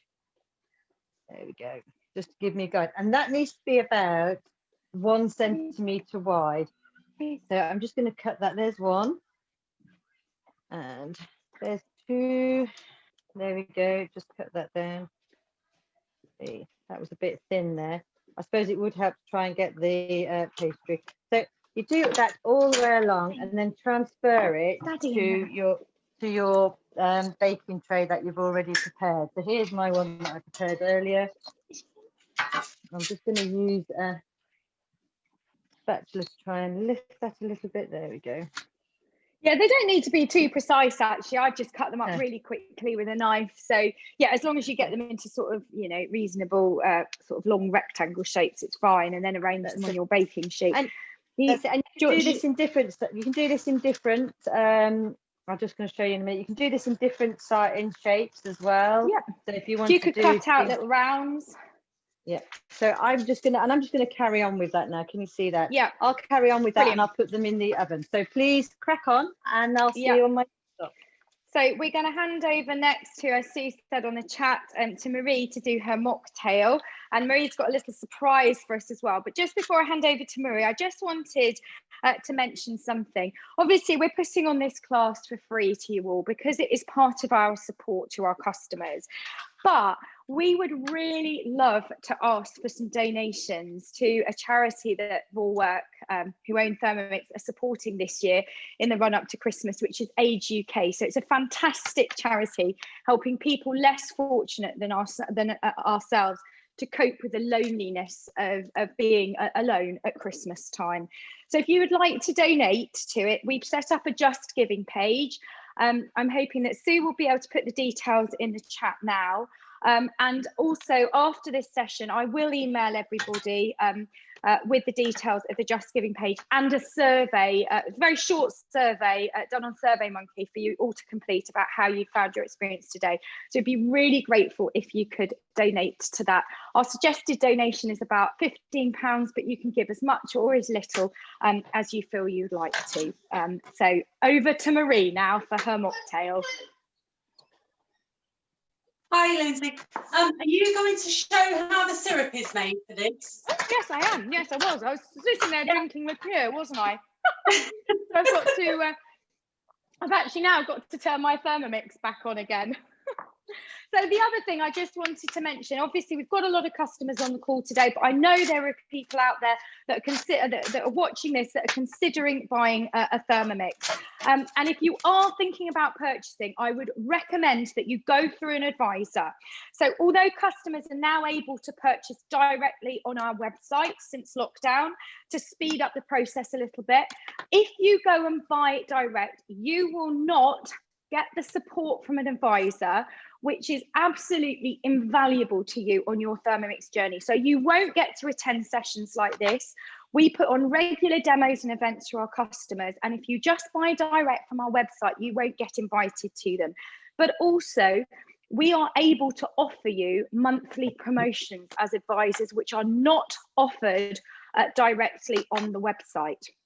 Okay, so it's really important if somebody, so it's one of my advisor team, or you've had an advisor direct you here to this demo today, then please go back to them if you're ready to buy and ask them to help you with your order. The other thing to mention here is that we've noticed, again, since we've had the web shop, that there are quite a few scam sites popping up purporting to sell Thermomixes at a little bit of a discount, We don't discount as a company. It is just not our policy. So if you see a Thermomix advertised for £900 or £1,000, it seems too good to be true. It is too good to be true. We have had personal experience in this team of customers wanting to get a bit of a deal and using one of those websites, and then they never receive their Thermomix. So it's really important that you buy through an official channel, which is either the website, although we don't recommend that unless you've got an advisor number, in which case you will then benefit from having that advisor accompany you throughout your ownership of the Thermomix. Okay, so right, let's go back to the syrup part of the cocktail, or the mocktail rather. I'm getting carried away here. You see, I've had a whole glass of this stuff. All my best work is done when I've had a few drinks. So we're going to make this syrup. Now, this is a brilliant thing to be able to do, actually, to make your own cranberry sauce. So the recipe for this is exactly the same as cranberry sauce that you would make and serve with your Christmas turkey. So it's 250 grams of fresh cranberries. Now, these are frozen cranberries, and these have been in my freezer for a couple of years, actually. My mum brought them up for me a couple of years ago, and I've never got round to using them. There's only so much cranberry sauce you can make, and she bought me up a massive bag. So about 250 grams, I've just defrosted them. So they're at room temperature. They freeze really well. Then 80 grams of granulated sugar. 80 grams of granulated sugar, just going straight in, and again, following the on-screen instructions. So cranberries are quite tart. You may want to add a little bit more sugar if you are using this as a cranberry sauce, but we should be okay. And 80 grams of water. So let's put in some water. I haven't got any water to hand. And this is how easy it is to make your own syrup. It's quite ridiculous, actually. Or make your own cranberry sauce. In it goes. Okay, 80 grams. So I know this because I did this for a demo, and I hadn't read the recipe properly. This was a year or so ago, and I got to the client's house and we made the syrup, and actually you need to have the syrup made in advance and cooled. So we made the syrup there, and then I brought it home and used it on Christmas Day. So now I need to track down a simmering basket. So here's my simmering basket. I need to put a lid on and then lift it off of this. Does anybody see my lid? Usually I have people cry out, it's behind you. I can't see oh no, there it is, it's over here. I put it down over here. Right. So again, recipes are all on the screen. You put the simmering basket instead of the lid on the top. So these machines are really versatile. So often you'll see accessories used in different ways. And that just shows you the versatility of this machine, because it's actually designed to replace pretty much every piece of equipment you would ever need to use in a kitchen. So put it on, and then I'm going to turn it to speed 2, and it's going to cook for me. So this is about the first time we've cooked, isn't it? Lots of recipes we've assembled, but it's going to cook for 10 minutes at 100 degrees at speed 2. So it's going to cook away, and I don't have to do anything at all. Okay, over to you, Marie. Michaela, could you just mute yourself, because the camera's on, my camera is on you now. So we want to look at Michaela, or maybe Sue can mute you. Fab. So, and then hopefully we'll go back to Marie. Back on? Yeah. Yep. So when we've got the cranberry sauce, what you'll need to do then is you need to put that through a fine sieve. So basically you're straining out all the remaining soft fruit that's in there. And what you're left with then is a really thick, beautiful, bright red syrup, which is fantastic. And now we're going to show you how to use that to make the Ruldoph mocktail. So I'm just going to zoom in on the camera there a little bit, so hopefully you can see what I'm doing a little bit easier. Right. So the first thing that it asks you to do is to actually make the decoration for it, which is this really cute little reindeer. And for this, you're going to need marshmallows. So take marshmallow and take two whole cloves, and just pop them in as the eyes. So just press them straight into the marshmallows. Nice and simple. I hope you can see what's happening here on screen, so you can zoom in a bit closer.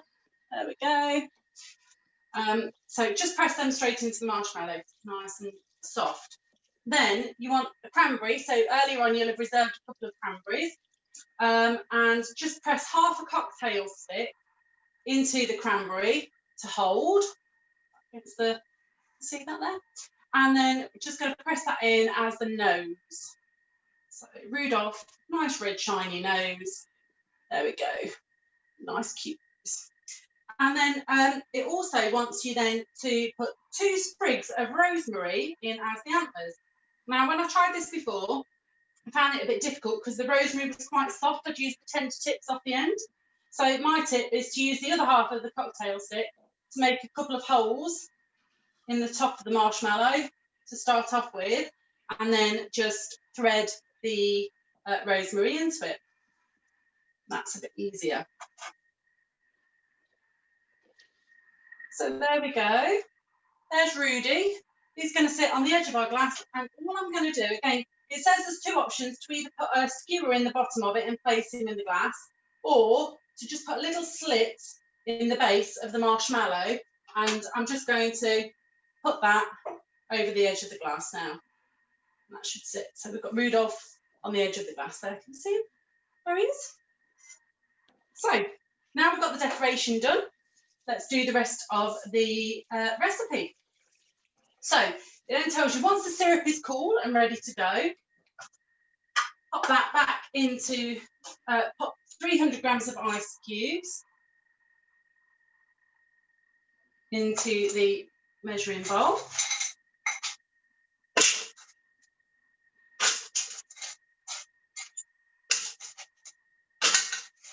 And I use the Thermomix, obviously this year, unfortunately, not as much as I would have liked to, with lockdown happening. But for summer garden parties, and Lyndsay alluded earlier on and said about the cocktail making that I do, this is great ice crusher. The blades are so powerful, when they're turning at full belt, they turn at 250 kilometres an hour. So that is a lot of power in those blades, which is why they're great for crushing ice, coffee beans, cocoa beans, nuts, just no issues or problems for it at all. So we're just going to pop the lid on with the measuring cup in. I'm going to blast it for 10 seconds, so it's going to be very noisy for a moment, so I will be quiet.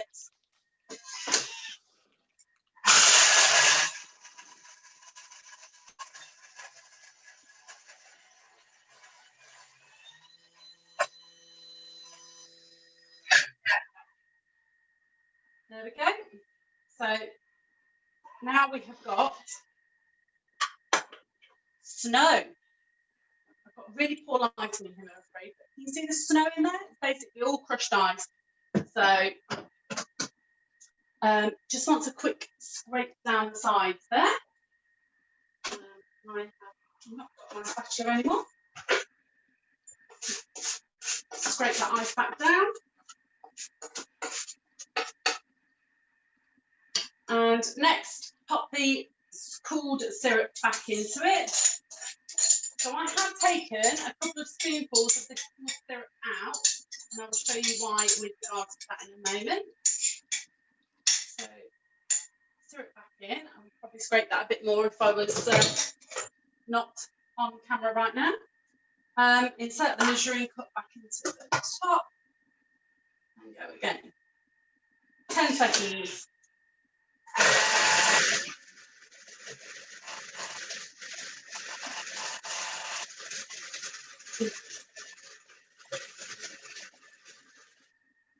Down the screen. So now we've got to add some ginger ale. Now again, I mentioned earlier on when we were talking about the Kringle that there's the hints and tips piece at the bottom on the majority of recipes. The hints and tips at the bottom of this recipe point out that if you like it a little bit spicier, instead of using ginger ale, use ginger beer. So that's what I'm using, because we're both grown-ups in this house, there's no children, so we prefer a bit more of a punchy flavour. So I'm going to go for the ginger beer. Should we set the scales again?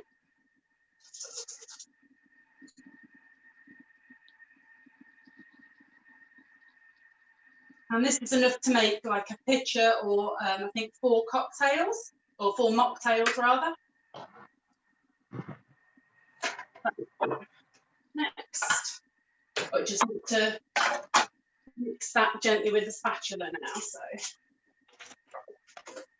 just give that a stir. And next, that's basically it. So we've got the crushed ice there, the cranberry syrup. So actually, it's pretty healthy. You'd really the only sugar you've got in there is the sugar in the cranberry syrup in the first instance. So there we go. Oh, look at that. That's lovely. Little Ruldoph mocktail. Sorry, the lighting's really quite shocking in here. There we go. So it's beautiful colour. It looks really, really lovely, actually. But as someone who operates a lot of cocktail masterclasses, as much as I love a mocktail and appreciate a mocktail, I also really, really, really love a cocktail, and I'm never one to go far without. So using the ingredients that we've already got to hand there, plus, well, certainly what I have in my store cupboard, I thought I would whip up a little martini-style cocktail for us. So I'm calling this the Crantini. So martini glass, and I'm going to start off by rimming it with sugar. Now, because it's Christmas, I've added a little bit of cinnamon into the sugar, and again, I put granulated sugar into the Thermomix, a little bit of cinnamon, a couple of teaspoons of cinnamon, and just ground that down into caster sugar and with the cinnamon in there as well. Once you've got this, it's actually great sprinkled over your mince pies, anything like that. If you just include it as sugar in any of your festive baking, it already adds that cinnamon to it. Take your martini glass and half an orange, and just wipe the edge of the glass with the orange, and then take your saucer and twist the edge gently in the sugar there, in the cinnamon sugar, and you're going to get a beautifully frosted. Oh, that's a great professional tip, Marie. Thank you. On the edge of the glass there. So then I am going to do this in a cocktail shaker, just because I've still got my mocktail in the Thermomix bowl. But you could do this in your Thermomix exactly the same, and just use that as the mixing proportion of it. But we need to put in some ice. Is that crushed ice, Marie, or just ice cubes? The ice cubes, because we're going to strain it out. So we're just going to use it to chill down rather than anything else. You want ice cubes. Okay. And then we're going to take we're going to take 3 teaspoons of the cranberry sauce that I reserved from earlier on. Cranberry syrup. And I make a lot of my own syrups for the cocktail classes in my Thermomix. And I know, again, that what I'm giving my customers is fresh ingredients with real produce. And also, it's something different. It's not something that they can go and buy off the supermarket shelf. It's something a bit different and a bit unusual for them as well. So we've got the ice in there, we've got the cranberry syrup. And now we get on to the good stuff. We're going to dilute it very slightly by adding in a large measure. So large measures will either be 45 or 50 millilitres, depending on whether they're American or they are English. And the measures really don't matter as long as you get the proportions right. Yeah. So a large measure of cranberry juice, just to dilute it slightly. And then a large measure of gin. So I'm using Cookery. You don't want any flavoured gins or anything at this point, just something that's a good juniper gin. A large measure of that. And then we're going to pick out the orange that we rimmed it with earlier on. And we're going to use a half measure with the of the Cointreau or triple set. No. Marie, everyone wants to know where you live. Yeah, I'm not telling. Oh. Unfortunately, there's already some people on here that know. So, And so we've got the cranberry syrup, we've got the gin in there, we've got the triple sec or Cointreau in there, all over ice. And, I know. Oh, Vicky's on her way over. Yeah, I knew that was coming. Must be And a then lovely also, Christmas sing-along, and they have to end up. No, they're the half most selfish children I've. Can you mute yourself? a teaspoon of the cinnamon sugar add in there as well, because cranberries can be quite dry anyway. So we're going to sweeten it slightly, but use that cinnamon to pick that up again.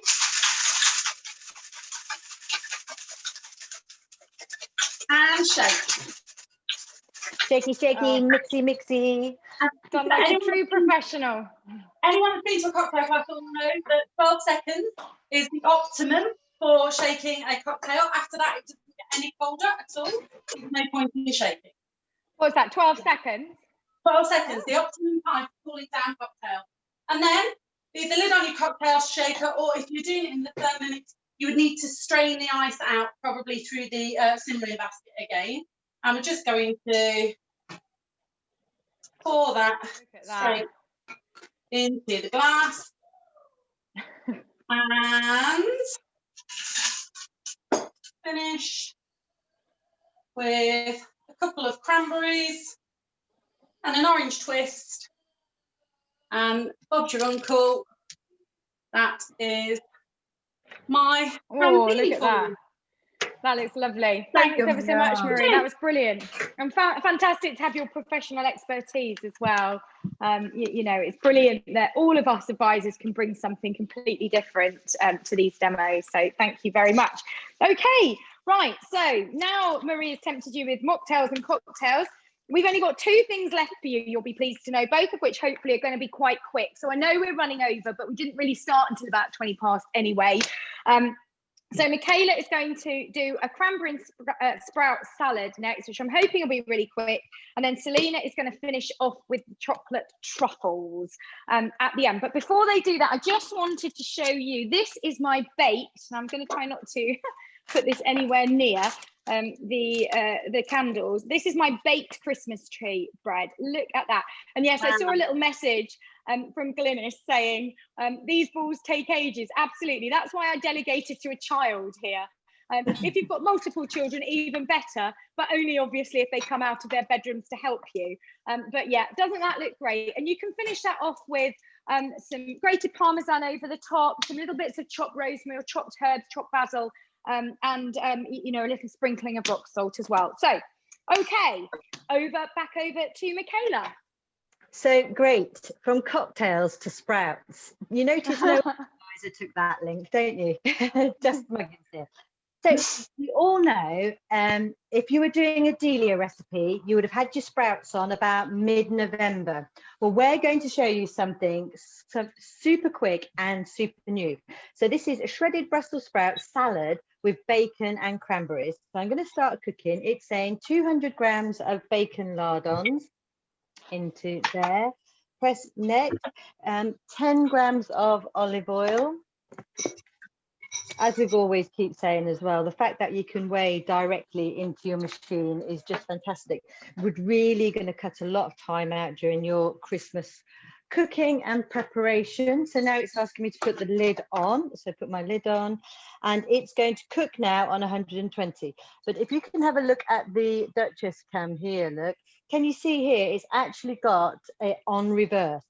Because this is a guided recipe, that actually automatically sets it to reverse. But if you was going to do it manually, you would just press the blade picture on the speed dial.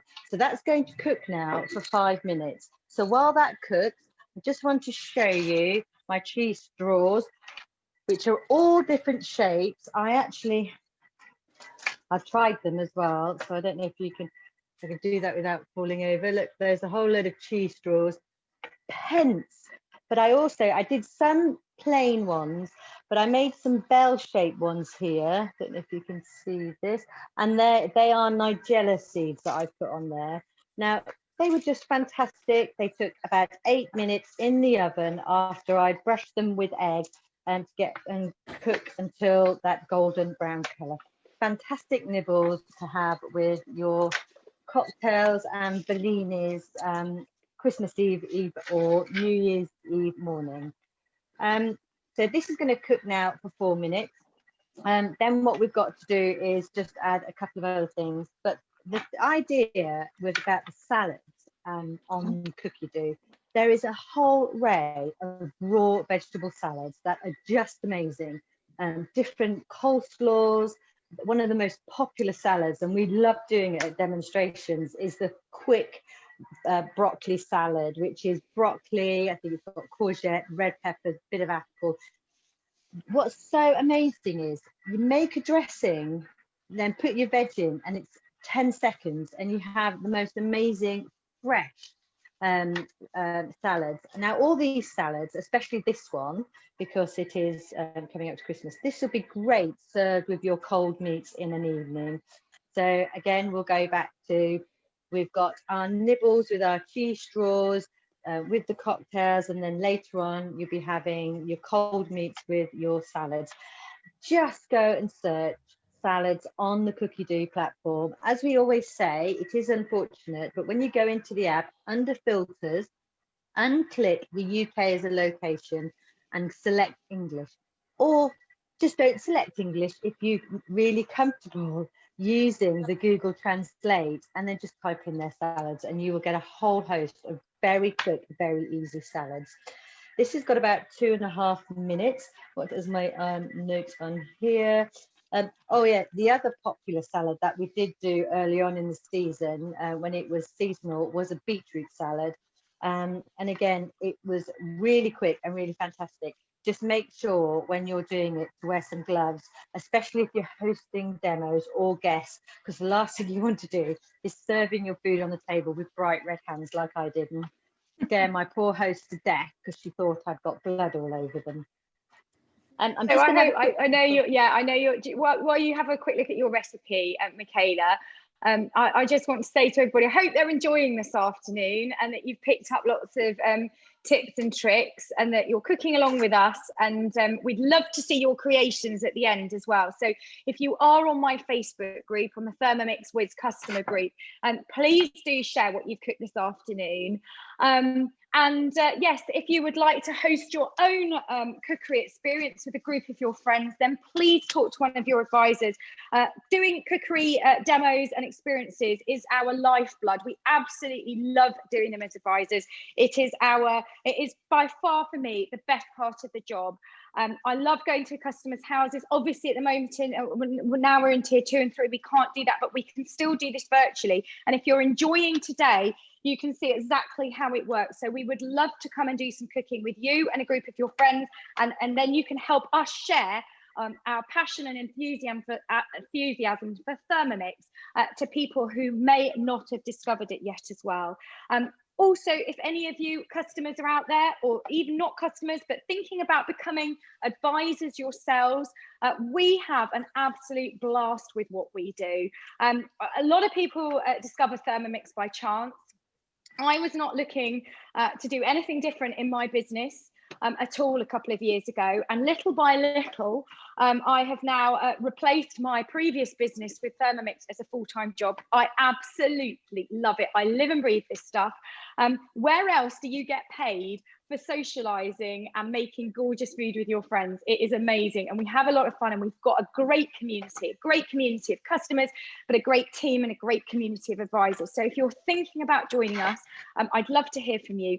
Please do give me a shout, or give the person that's invited you to Thermomix a shout for more information about joining our team. So Michaela, are you back on track now? Yes, I am. So what we're doing now, it's just cooling down. So that's another safety feature of the Thermomix. When it does get up to temperature, it will always do an 8-second cool down process. So great if children are using it. So now what it's saying is drain discarding liquid and keep in the mixing bowl side. So again, another great thing about the accessories, I'm going to use the simmering basket that it comes with. I'm just going to quickly put it into the bowl here and drain that. Just let me get that last bit. It's a great thing about bacon, it always sticks, so just put that into there. There we go. So that should be about the cooking over and done with, really. Keep the bacon in the mixing bowl. So now we're going to just put that back in the mixing bowl. And that's a great use for the simmering basket as a sieve, isn't it? It is brilliant. And you know, absolutely brilliant. Saves you having to have lots of different kitchen equipment out.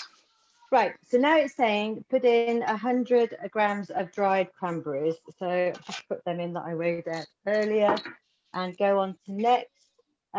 60 grams of pumpkin seeds. If you've got children, leave it out, but I am going to put them in because I love them. And next, right. Oh, I see, just wants us to stir that. So just going to give all that a big stir in there, and then transfer all that into a large bowl, which I have here.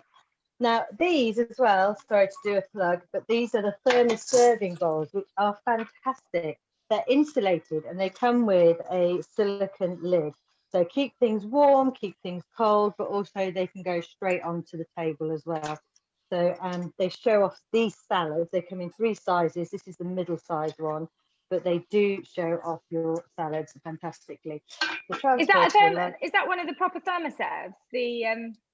This one is, but it's actually from the Australian branch rather than the UK one. So my lid is pink rather than black, but it is a thermoserve bowl. Okay, fab. Right. So 1 to 2 cloves of garlic to taste.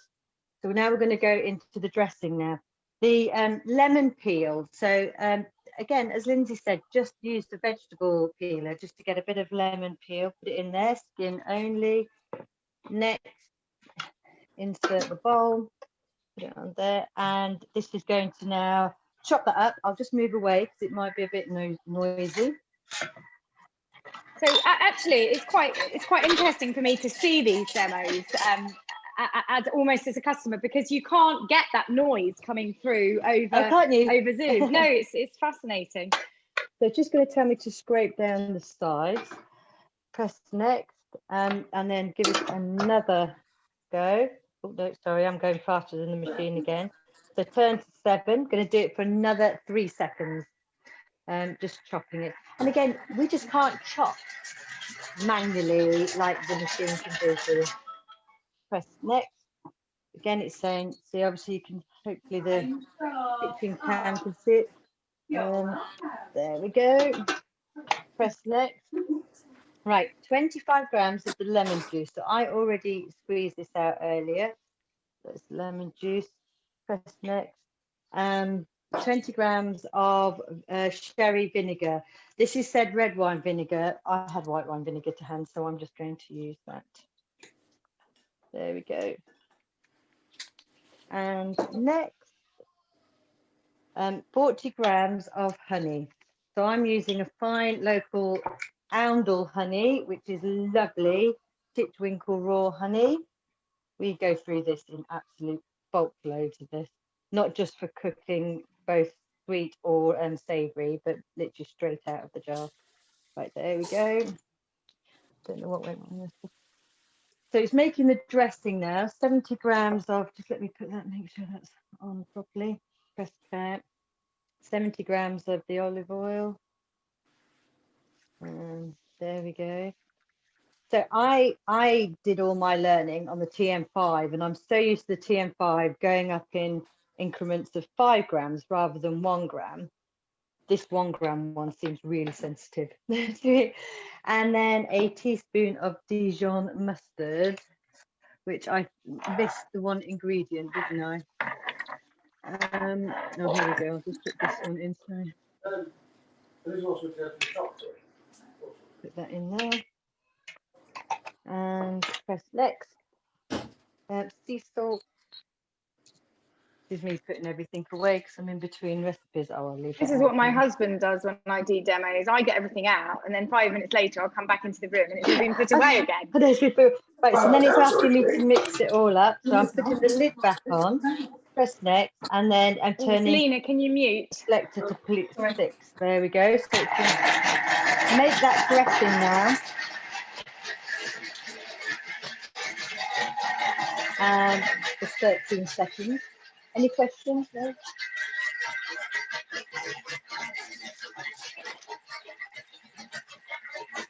You made. Right, there we go. No, I want to take a picture before we. want to take a picture. Right, scrape down the side of the lid of the mixing bowl. So can you see, look, I don't know if you can see that on that camera, it might be a bit far away, but that is a dressing literally in 15 seconds. Let me just show you that. Oh, I don't know if I've got that. There you go, that's the dressing. Press next. Right, then add 250 grams of your Brussels sprouts. It's saying if they're particularly large, just cut in half, which is I did do some of them and I didn't do others. So we'll see what we'll get out of this one. There we go. Press next. Put the lid on. And that's going to chop in 2 seconds. Well, it's shredded. Transfer that to where you had your bacon lard on. As you can see, look, it's really shredded that up. That was 3 seconds. I'm going to put this into the bowl. That's amazing, because that was a huge amount of sprouts in there as well, for it to have just done that in 3 seconds. 3 seconds. Yeah, That was, super fast. 250 grams. Right, there we go. Oh, it smells lovely. Fresh lemons. Oh my word, gorgeous. Put this back on. Press next, and put the other 250 grams in there. Press next again. Michaela, I've just got a few questions. Yeah. So if you could just go over again what you meant by the blade picture on the speed dial, because we didn't see on the camera. Right, okay. So if you look at the Duchess camera, can you see this? No, we can't. No. It says Duchess kitchen cam. On the dial here, on the speed dial, there's the picture of a blade, look. Can you see that? Yeah, you might have to, if you... Oh, am I speaking? Yeah. Yeah, so maybe if people want to see it, they'll have to scroll through until they find Duchess, I think, on the Zoom, and then the camera will show them what's on your screen. The Duchess camera will show them what's on your screen. Because I'm speaking on, isn't it? So, yeah. And then you would literally just press that blade if you were doing it manually. And can you see the reverse signs come up? Now, if you're in a guided recipe, it will default that for you, so you don't have to worry. So let me now go back to press next.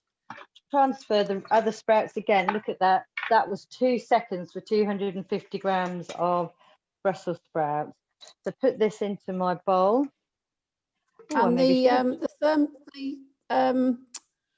silver bowls that you'd got, are they available in the UK?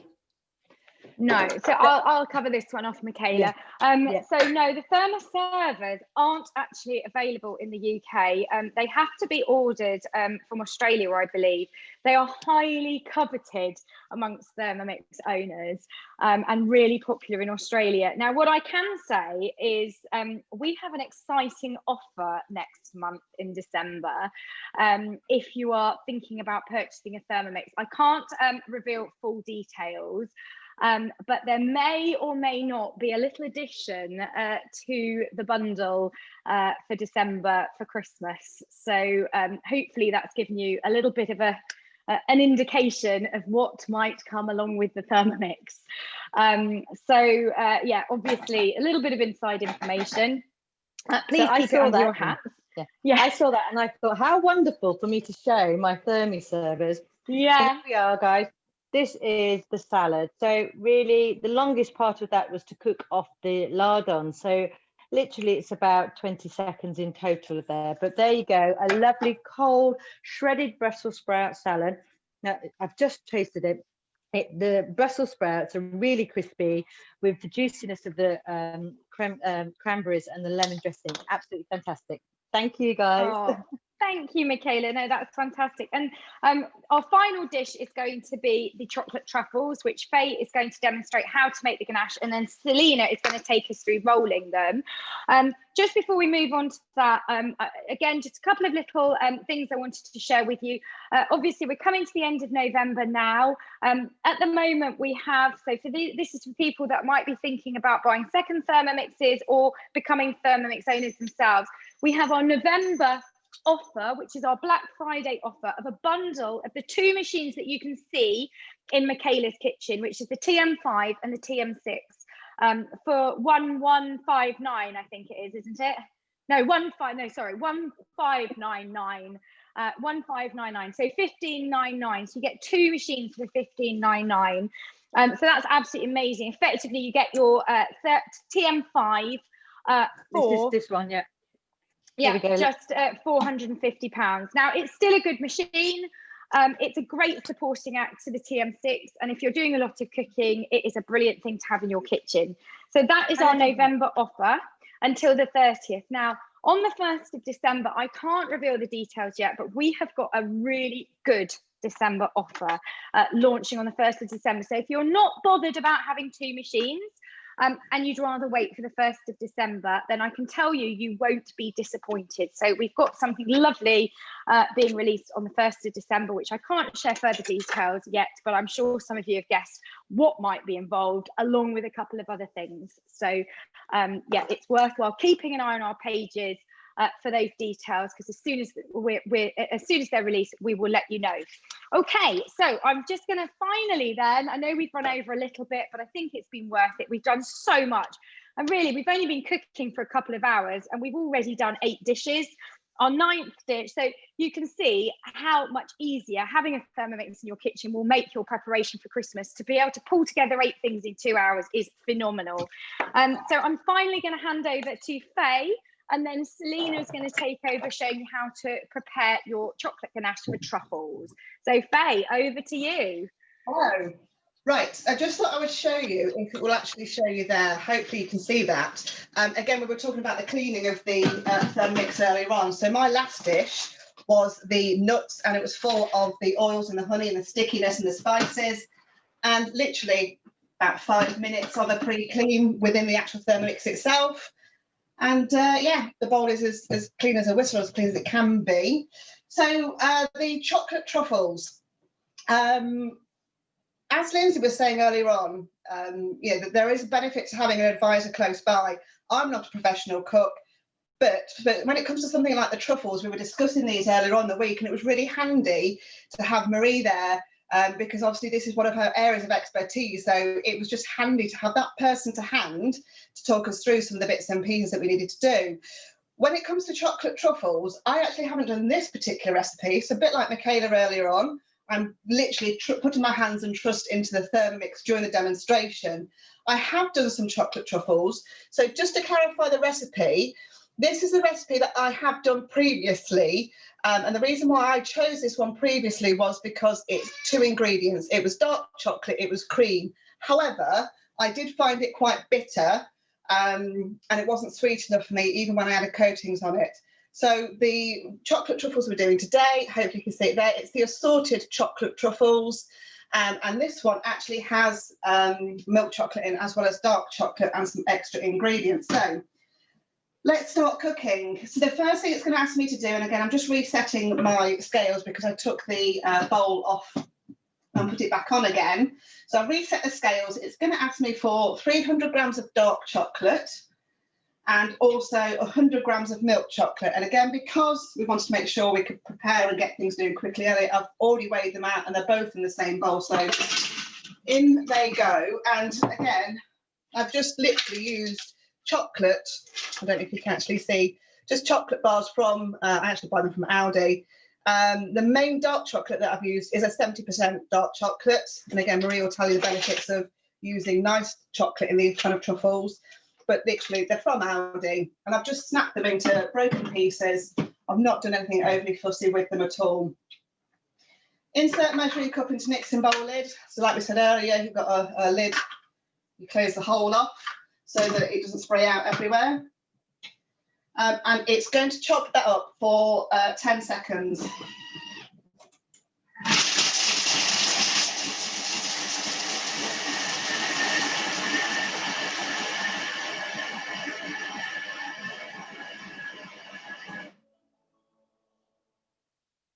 So yeah, just clear your ears, that one. Okay, so let's just show you now. So that was 10 seconds. And I had quite big chunks of dark and milk chocolate in there. Using the spatula just to get some of this down from the sides more than anything, I have now got, and hopefully you can see it, again, it's all dependent on light more than anything, but I've just got literally grated chocolate now. So it's gone into a baking tray, that is clean. So that is amazing in itself. The next ingredient, double cream. So I had some left over from the Toffifee Liqueur earlier on, so let me finish that one off first. Again, I'm just pressing reset on there because I've moved the bowl. So if you have made that Toffifee vodka and haven't tried it yet, you're missing out on a trick. I've had 2 glasses full, no kids for the weekend, so I'm fine. So 300 grams of cream, double cream. There we go. Next, right, butter. This is actually quite good to give you another demonstration or just a bit of a heads up about other things that you can make in your Thermomix. Obviously, this is not a branded butter. It's not from the shops because I have made it myself in the Thermomix. Literally 2 pots of standard double cream. And again, I tend to do all my shopping for this kind of thing in Aldi and Lidl because it is much cheaper. And 2 pots of that in the Thermomix for 1 minute will get you a huge pat of your own fresh butter. And this is the most delicious butter I've ever made. So I make this on a weekly basis now. I also do a few tricks with it as well once I've made it to make it a bit more spreadable, some oils and stuff. But you'll have to go onto my Facebook page for that because we're running out of time. So 20 grams of unsalted butter. Now, I should have weighed that out earlier because that was a little bit too much. So I'm only eating that myself later, I'll scoop it out. 20 grams of unsalted butter and a quick sprinkle of sea salt. Okay. And again, put the cup into your lid. Make sure the lid's on. Again, it won't even start if the lid's not on anyway. And this time what it's going to do is it's actually going to cook this now and melt this down for 5 minutes. So that's why I'm making this, and Selena has already pre-made some, so we can go straight back onto that. I think that's it from the chocolate side of things for the ganache. Is Selena ready? I am. I'm here. Thank you, Faye. And just quickly before I show you the mix, I just wanted to show you the crumble cake from earlier. Done. It smells delicious and I can't wait to slice that up. So I just wanted to quickly show you what it looks like when it's finished. So, as Faye said, I have made the truffle. I did a chocolate workshop afternoon, making some delicious chocolate mousse, and truffles was one of them. So I've got 2 bowls here. So what I've done is I've kept it in the fridge, but I took it out about 15 minutes ago, just so it's softened slightly enough for me to be able to show you to roll it into balls.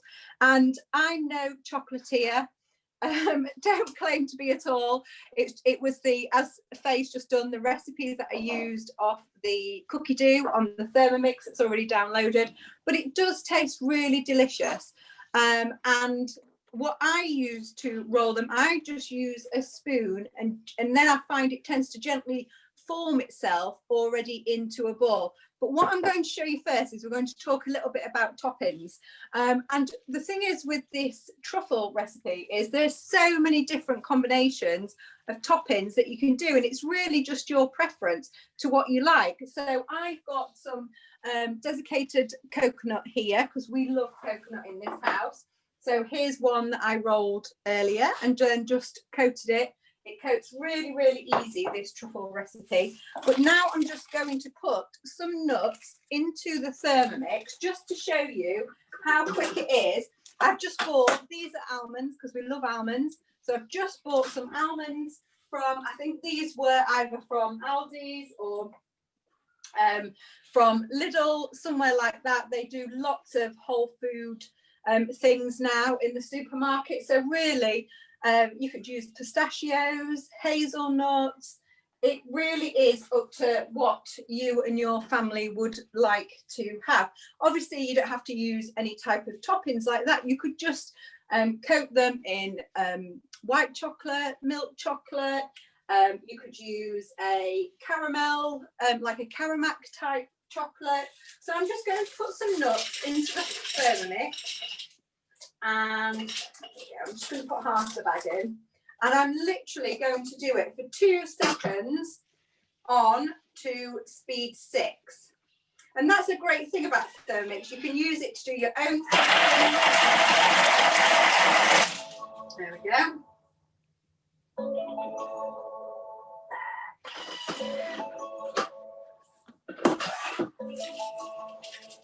And there we go. There is some chopped nuts. 2 seconds, that's all. I'm going to put these into a bowl.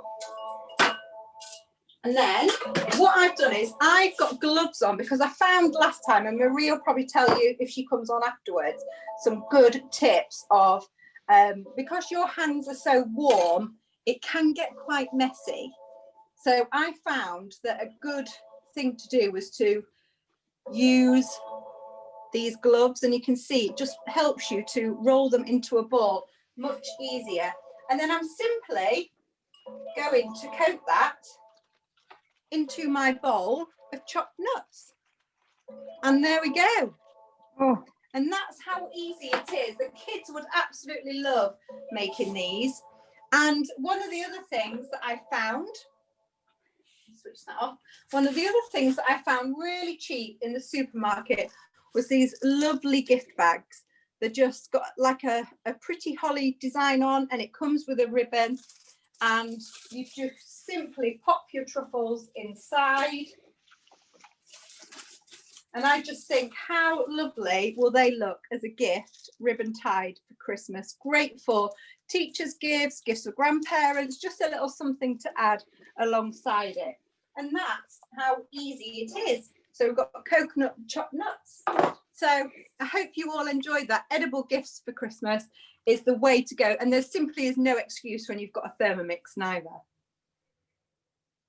Oh, brilliant. Thank you, Selena. Let me just check my, check my camera, because I put my Christmas tree in front just to take some beautiful pictures.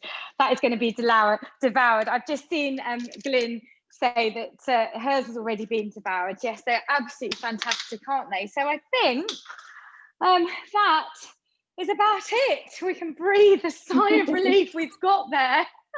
We're not comatose on the floor thanks to our toffee liqueur. And yes, I have actually managed to have a sneaky couple of glasses, so I'm quite far down the bottle. But yeah, all that needs to be said from me is I just want to thank my team. You've all been incredible for the mere fact that we've never done this before as a team and come together like this. I mean, I think one of the real benefits that's come out of lockdown is showing the use of technology to bring people together. And, you know, that goes hand in hand with the Thermomix business. I have made some fantastic friends along the way, both from customers that I didn't know 6 months ago through to advisors Selena and I never met until a few months. Well, we've never met in the flesh, have we? We've just connected online. And so that just shows you the power of social media and that connections can still be made. And what a fantastic thing that is. So this is the first time, like I said, we've attempted anything like that as a team.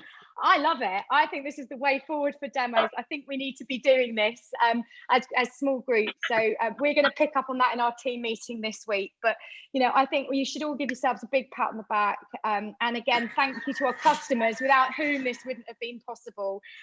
So I really hope you've enjoyed it today. Oh, look, Marie's got her Kringle out the oven, and you need to take a shot like that, Marie. It looks fantastic. Yeah. We need to take some pictures.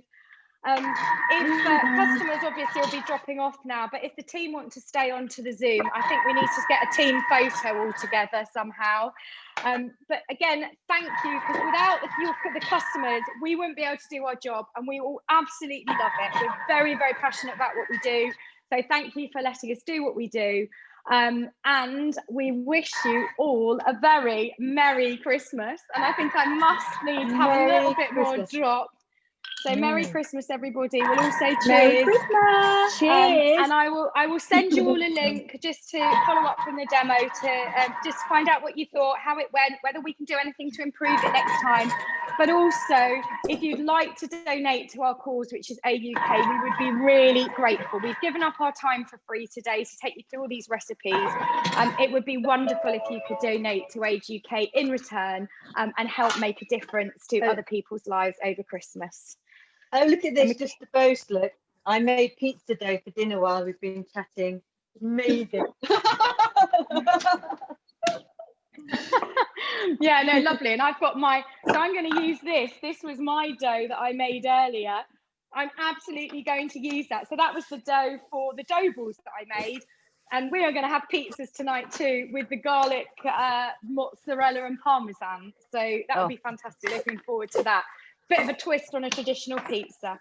So yes, if you'd like to book a cookery experience, please do get in touch with your advisor, get it booked in. The dates are going to go in the run up to Christmas. We can do something festive. We can do it on edible gifts. We can show you the basics, how to get the most out of your Thermomix. And we always love opportunities to share what we do with new customers as well. So thank you again. Thank you, everybody. It's been great fun this afternoon. I've loved it. I think you will have too. Merry Christmas, everybody. And importantly, as Pam says, Merry Christmas. So have a good one, everybody, and use your Thermomixes to its full potential. Merry Christmas. Bye-bye. Merry Christmas. Bye. Oh, Marie, you need to take a beautiful staying picture just like that. Is your other half there? Can you take a picture of you with your food? Can you do a selfie? Because it's fantastic. Probably not while I'm on Zoom, but... Oh, okay. Okay, well, we'll do that afterwards. So... I made the cheese straws as well as we were cooking along. And I've got my bread in the oven as well that I made as a cook along as well. So I did join in as well. So yay, fabulous. Sue, do you want to stop recording? Should we stop recording now and then we can have a little chat as a team at the end?